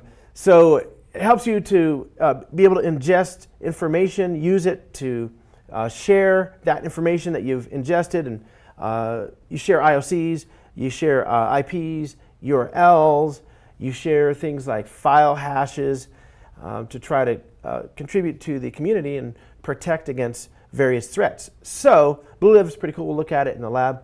We also have anomaly stacks, and it gives you an easy way to subscribe to Stix and Taxi feeds. And so if you want a good way to not only subscribe to those feeds, but to take some of that data and represent it graphically, you see that there's a dashboard here with a graphical representation, help you with online investigations, etc. And then we have MISP, which is a malware information sharing platform, open source sharing platform, again looking at correlating IOCs of targeted attacks, threat intelligence, financial fraud information, vulnerability information, etc. Then we look at CTIX, which is the Cyber Threat Intelligence Exchange, another centralized threat intelligence sharing platform with a very nice dashboard and presentation. This is one that I recommend because it has just a very easy, flexible, easy way to use it, use your interface, etc. And you can exchange structured CTI and IOCs, etc. Using Stix and Cybox and formats. So CTIX is a very good piece of software. We also get to Soltera Edge. It's a piece of software that automates processes in order to share, receive, and validate and act on CTIs. This one, you get to look at it in a feed format. It doesn't have the same style of dashboard, but it does have a dashboard that you can click on if you go into the menu on the left-hand side, and presents the data in a readable format, very easy to use. And there are so many others. Are you using any of the software that you see listed here? Threat Exchange, Yeti, OpenTix, IOC Bucket, IBM X-Force Exchange, a very cool and sophisticated piece of software, and so many other pieces of software out there. And these do not represent the whole of software in the industry. And over time, we'll see that there is not only more software, but to the existing software, for instance, like IBM X-Force Exchange, as new intelligence and capabilities are discovered, they'll be added into the software, making it even more usable. All right, so now let's take a look at an overview of intelligence sharing acts and regulations. It's very important that our organizations and those who are responsible for intelligence sharing and who are involved in decision making be quite aware of the Cyber Intelligence Sharing and Protection Act, or CISPA, and also Cyber Security Exchange Sharing Act, or CISA. You need to understand what these acts are and how they will affect your organization. So let's have a look at these regulations. All right, let's start with Cyber Intelligence Sharing and Protection Act, which is commonly known as CISPA. And what you see now is governments have found that with the increasing landscape of cyber threats, that it is very important that they take responsibility in making sure that they provide real-time sharing of actionable situational CTI. So this information is shared between all designated Federal Cyber Operations Center to enable integrated actions in order to protect, prevent, mitigate, respond, and recover from cyber incidents. And so this law will authorize cybersecurity providers with the consent of an entity that contracts with the provider to do a couple of things. Number one is to use the cybersecurity systems to obtain threat information. Number two, to share the threat information with any other entity designated by the contractual entity, including DHS and DOJ. So we see that we're going to have organizations that contract with the government to make sure that the information related to attacks, threats, etc., is disseminated. And the Department of Homeland Security and the Department of Justice are going to use this information to help them further their investigations and also to bring some of these criminals to justice, is what we're hoping in the end, and to stop the source of these cyber attacks. So CISPA also sets requirements for the use and protection of shared information, including anonymization, prohibitions on gaining competitive advantage, exemptions from public disclosure, and prohibitions on the use of such information for regulatory purposes. And there's a whole lot more about CISPA. What I would recommend is, as somebody who's responsible for this type of information, you take some time to study this and all the other acts that we'll be talking about. Now let's talk about the Cybersecurity Information Sharing Act, or CISA. And this details how public and private entities share cyber information and establish provisions for protecting PII, right? We want to make sure that personally identifiable information is not leaked. And so there are several things that CISA does. Number one, requires the federal government to release periodic best practices.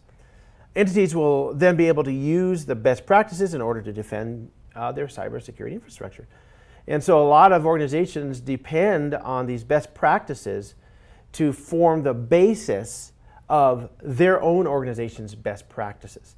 So most people don't just consume them as they are, but they use them as part of best practice for their organization. Next, it identifies the federal government's permitted uses of cyber threat indicators and defensive measures while restricting the information's disclosure, retention, and use. So like a lot that we see in the United States laws, we have measures to restrict what the government can do. Number three, it authorizes entities to share cyber threat indicators and defensive measures with each other and with DHS, with liability protection. So what we're saying is you share this information and you're protected from liability regarding this information, which is a very important protection to incent organizations to actually share the information.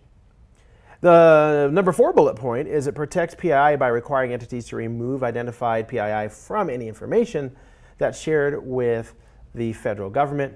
There are many ways that this information can be removed, but it's required to be removed.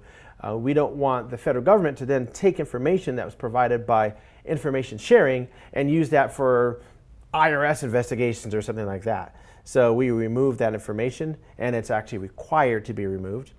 Another incentive to be able to share the information, because we know it's not going to come back and bite the people who share the information. The last bullet point here is we see that it requires any federal agency that receives cyber information containing PII to protect the PII from unauthorized use or disclosure. What we find, this might surprise you, but nobody's perfect. So an organization might inadvertently release PII information to a government agency, and under CISA, they're required to protect that information instead of just storing it and using it. All right, so let's have a look at an overview of threat intelligence integration. And this is kind of a little bit of a culmination of a lot of what we've been talking about. But what we want to do is take the threat intelligence information that we have and use it in automation and integrate into our systems. And so let's start with talking about threat intelligence, then we'll move into integrating CTI into the environment, acting on gathered intelligence. We'll look at tactical intelligence supporting IT operations, blocking those threats, patching and triage. We'll also look at operational intelligence supporting incident response, fast reaction, and remediation. And lastly, strategic intelligence supporting management, strategic investment, and communications.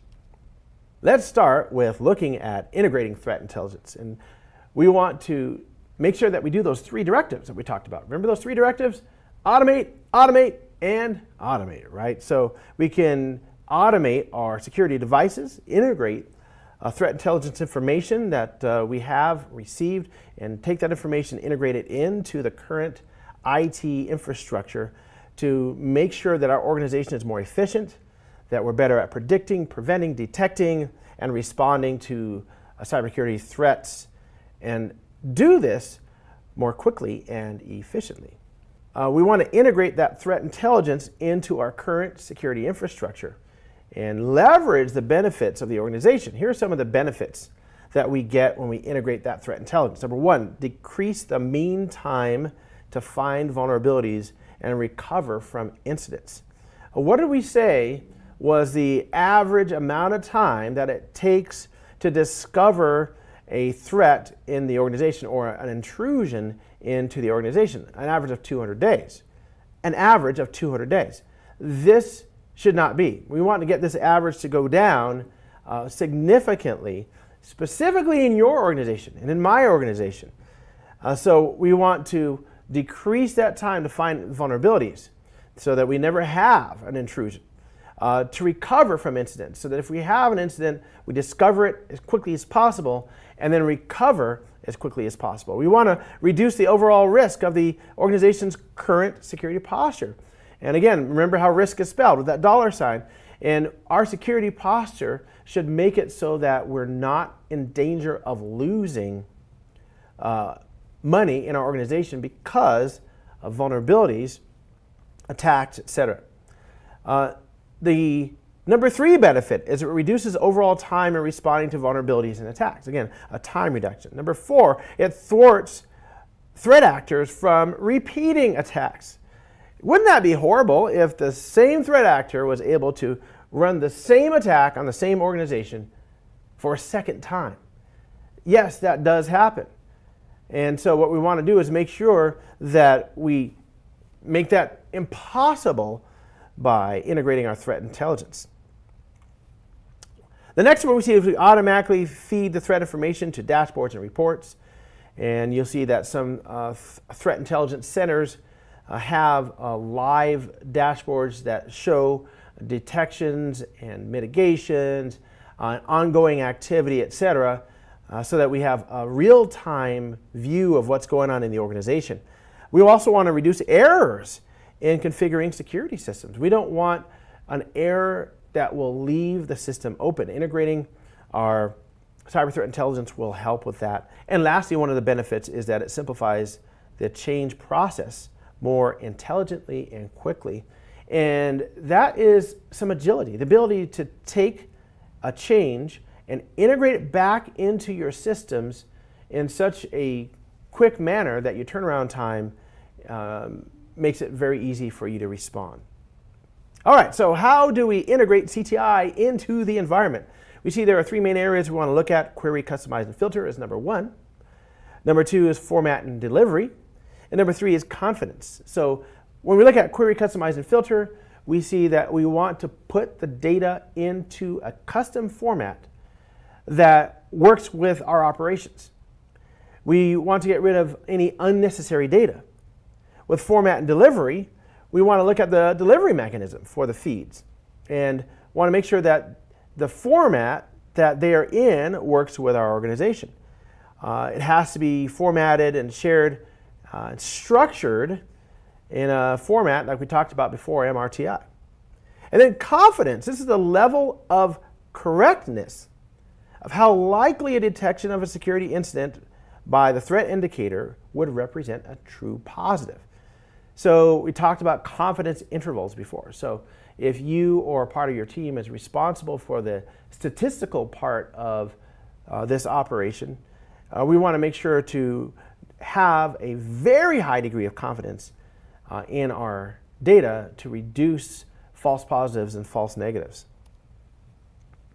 Now we want to be able to act on gathered intelligence. We want to leverage maximum benefits of threat intelligence and some things that we can implement as an organization. Two things. Number one is escalation, and number two is integration.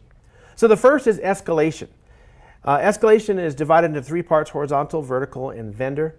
And so horizontal escalation is when you have an issue, you don't have the skills to solve it, so you use horizontal processes not involving high-level management when you can't solve the incident. The next one is vertical escalation, and this is when you involve higher-level management, and this is because the decision that needs to be made is beyond the scope of not only the skill set, but of the purview of the analyst. Next, we go to vendor escalation, and we sometimes escalate incidents to vendors because we don't have the expertise locally. And so the vendor will be brought in. One of the things that we like to say when we buy a new multi-million-dollar piece of software, buy an engineer with the software for a year, right? We want to make sure that we have expertise with this huge purchase.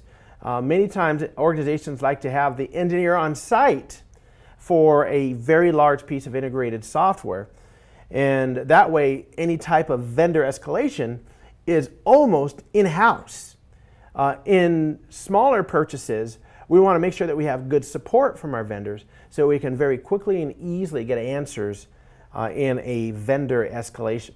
The next thing we look at in terms of acting on gathered intelligence, where we're not escalating, we look at integration.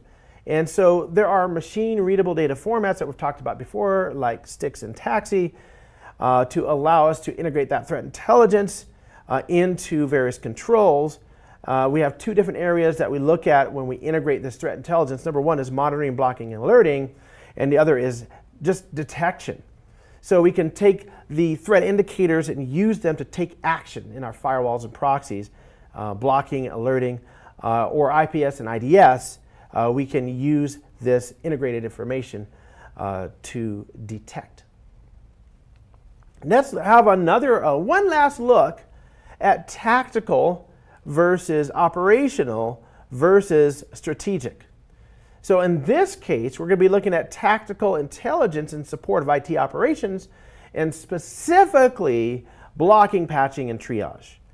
So what we want in our NOC, our Network Operations Center, is to enhance blocking. You know, blocking is great because if I can stop the attack on the outside before it ever touches any of the interior network, then that makes life so much better, right? If an attack finds a way in then I'm in a completely different realm. We talked about that before, the kill chain, etc. So blocking is great. Reduce false positives would really help in blocking, so we can integrate that information to help reduce false positives. The next thing we see is the IT infrastructure teams prioritize patching. Patching is an area that needs to be prioritized. And when we say this, what I often find is it is done, it is kept up with, but not prioritized.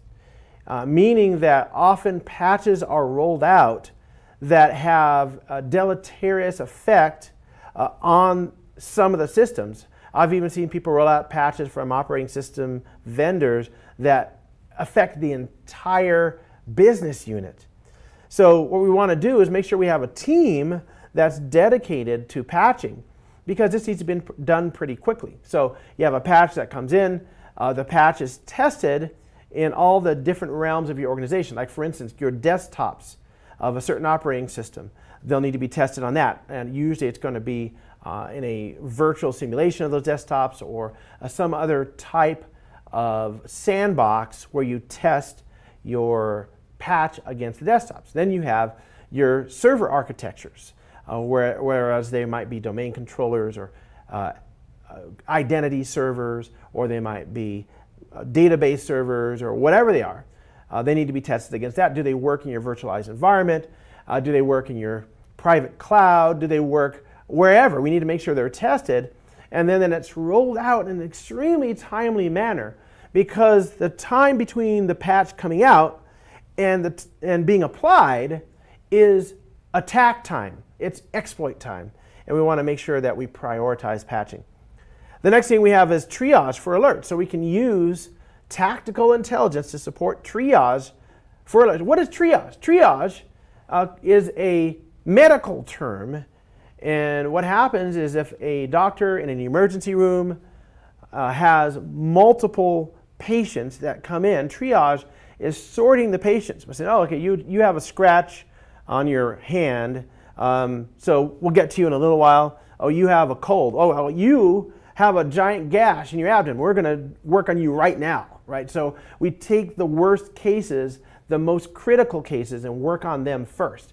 So that triage terminology comes into cybersecurity, where we can figure out which one of the alerts that we have requires our attention immediately. And we do that by adding risk scores and tags to validate and prioritize threat indicators, so that our SIMs can easily classify and handle these alerts.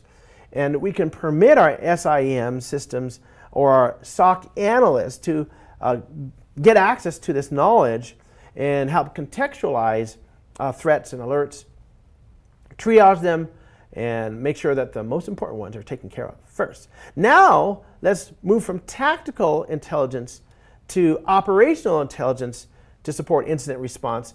We want fast reaction and remediation. So two areas. We want to enhance rapid attack analysis, and we also want to guide investigations and remediation activities. So enhancing rapid attack analysis. So threat intelligence provides contextual information that not only accelerates incident response activities, but also helps the IR teams to uncover unknown attacks. So we didn't even know what was happening, but now because we've contextualized the information and we've analyzed it, we realize that there is perhaps a current attempt to attack the organization. The contextual information gives us greater insight, helps us to recognize that perhaps multiple isolated events are not so isolated after all, may be part of a coordinated attack. So we want to enhance that rapid attack analysis. Also, we want to help with remediation. So the threat intelligence that we have on the operational intelligence side helps guide various investigations and remediation activities that enable security analysts to reveal the effect of related attacks and decide, what are we going to do? How are we going to recover from this attack? So it depends on what the attack has affected, and you have many different paths that you can take for recovery. And having this information will help us with this. This awareness also helps security teams to eradicate and identify the footprints of the attacker, also to build effective defense mechanisms to protect against future attacks. Again, operationally, we often look into the future. And then strategic intelligence supports management, right? Strategic investment and communications. So all the time, management is concerned with effective investment. I have a responsibility as a manager to make sure that the money, the budgets that my organization have is used wisely and in an efficacious manner. So what we do is we get intelligence that helps provide situational awareness to our high-level executives, our managers, to understand the challenges faced by the organization from evolving cybersecurity threats. So like for instance, emerging threats to our organization, new tactics that have come out, new techniques, evolving attack surfaces. So for instance, we didn't know that we had a specific attack surface in our cloud implementation. But now we know how to take measures to protect against that. Also, understanding these challenges will allow your CISOs, your IT managers, to invest efficiently on security technologies and staff. What we want to avoid, I talked about this a little while back, is having technology and tools that stay on the shelf because they were never integrated into the environment, which means that the investment was faulty, maybe not worth it. All that time and money that went into investing into this software or system. So what we want to do is make sure that every single investment we make can end up on a quarterly or year-end report that says this investment actually saved or made the organization money, right? That's what we want in the end. That's the lifeblood of any organization. Also, we see enhanced management communication. Threat intelligence helps IT managers to better understand what the threat actors are, find their motives, what are the intents in terms of high-level management. So it can help our IT teams explain about various issues, business risks, possible reputation damage, regulatory issues, and revenue loss from online sales. So yeah, we want to communicate. We want to avoid revenue loss. We want to avoid reputation damage. There's a lot for each of these areas that this bullet point talks about. Reputation damage, regulatory issues, revenue loss, all of those need to be managed. Each one of those has a huge area of control, like for instance, reputation damage. Many organizations dedicate teams of people to manage the reputation of the organization. And so having strategic intelligence will really help these teams. Regulatory issues. There are teams dedicated to making sure that your organization is compliant with regulatory statutes and issues and so on. And so we want to make sure that they have appropriate and actionable intelligence to make appropriate decisions. So quite a lot can happen when we provide management with the appropriate amount of information that they need to make their decisions.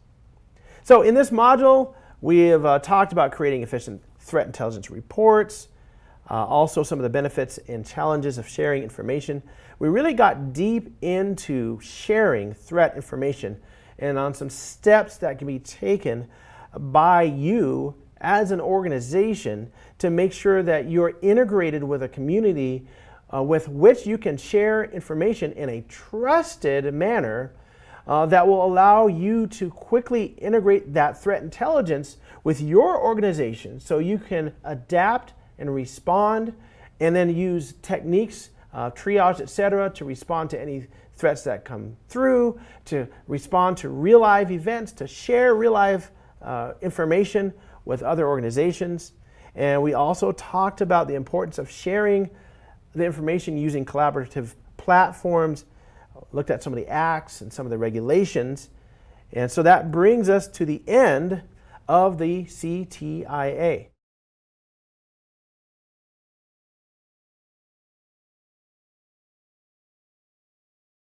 Well, thank you for joining me on this adventure in the CTIA. It's been fun. We've discussed quite a lot. So the question is, where do you go from here? Well, there are two things to consider. Number one, build your organization. To build your organization may take working through your organization's political structure. It may take working through a lot of discussions. It may take allocating the budget necessary to get the tools and the time that you need to build your organization. The next thing to consider is to take this CTIA exam and become a certified CTIA. And if you're going to do that, a few things to think about. Number one, make sure you've gone through and understand all of the labs. Make sure that you've gone through the courseware and understand all of the courseware, especially the bullet pointed items and any major lists and concepts in the courseware. Well, that's about it. It's been fun, and I wish you good luck in all of your CTIA endeavors.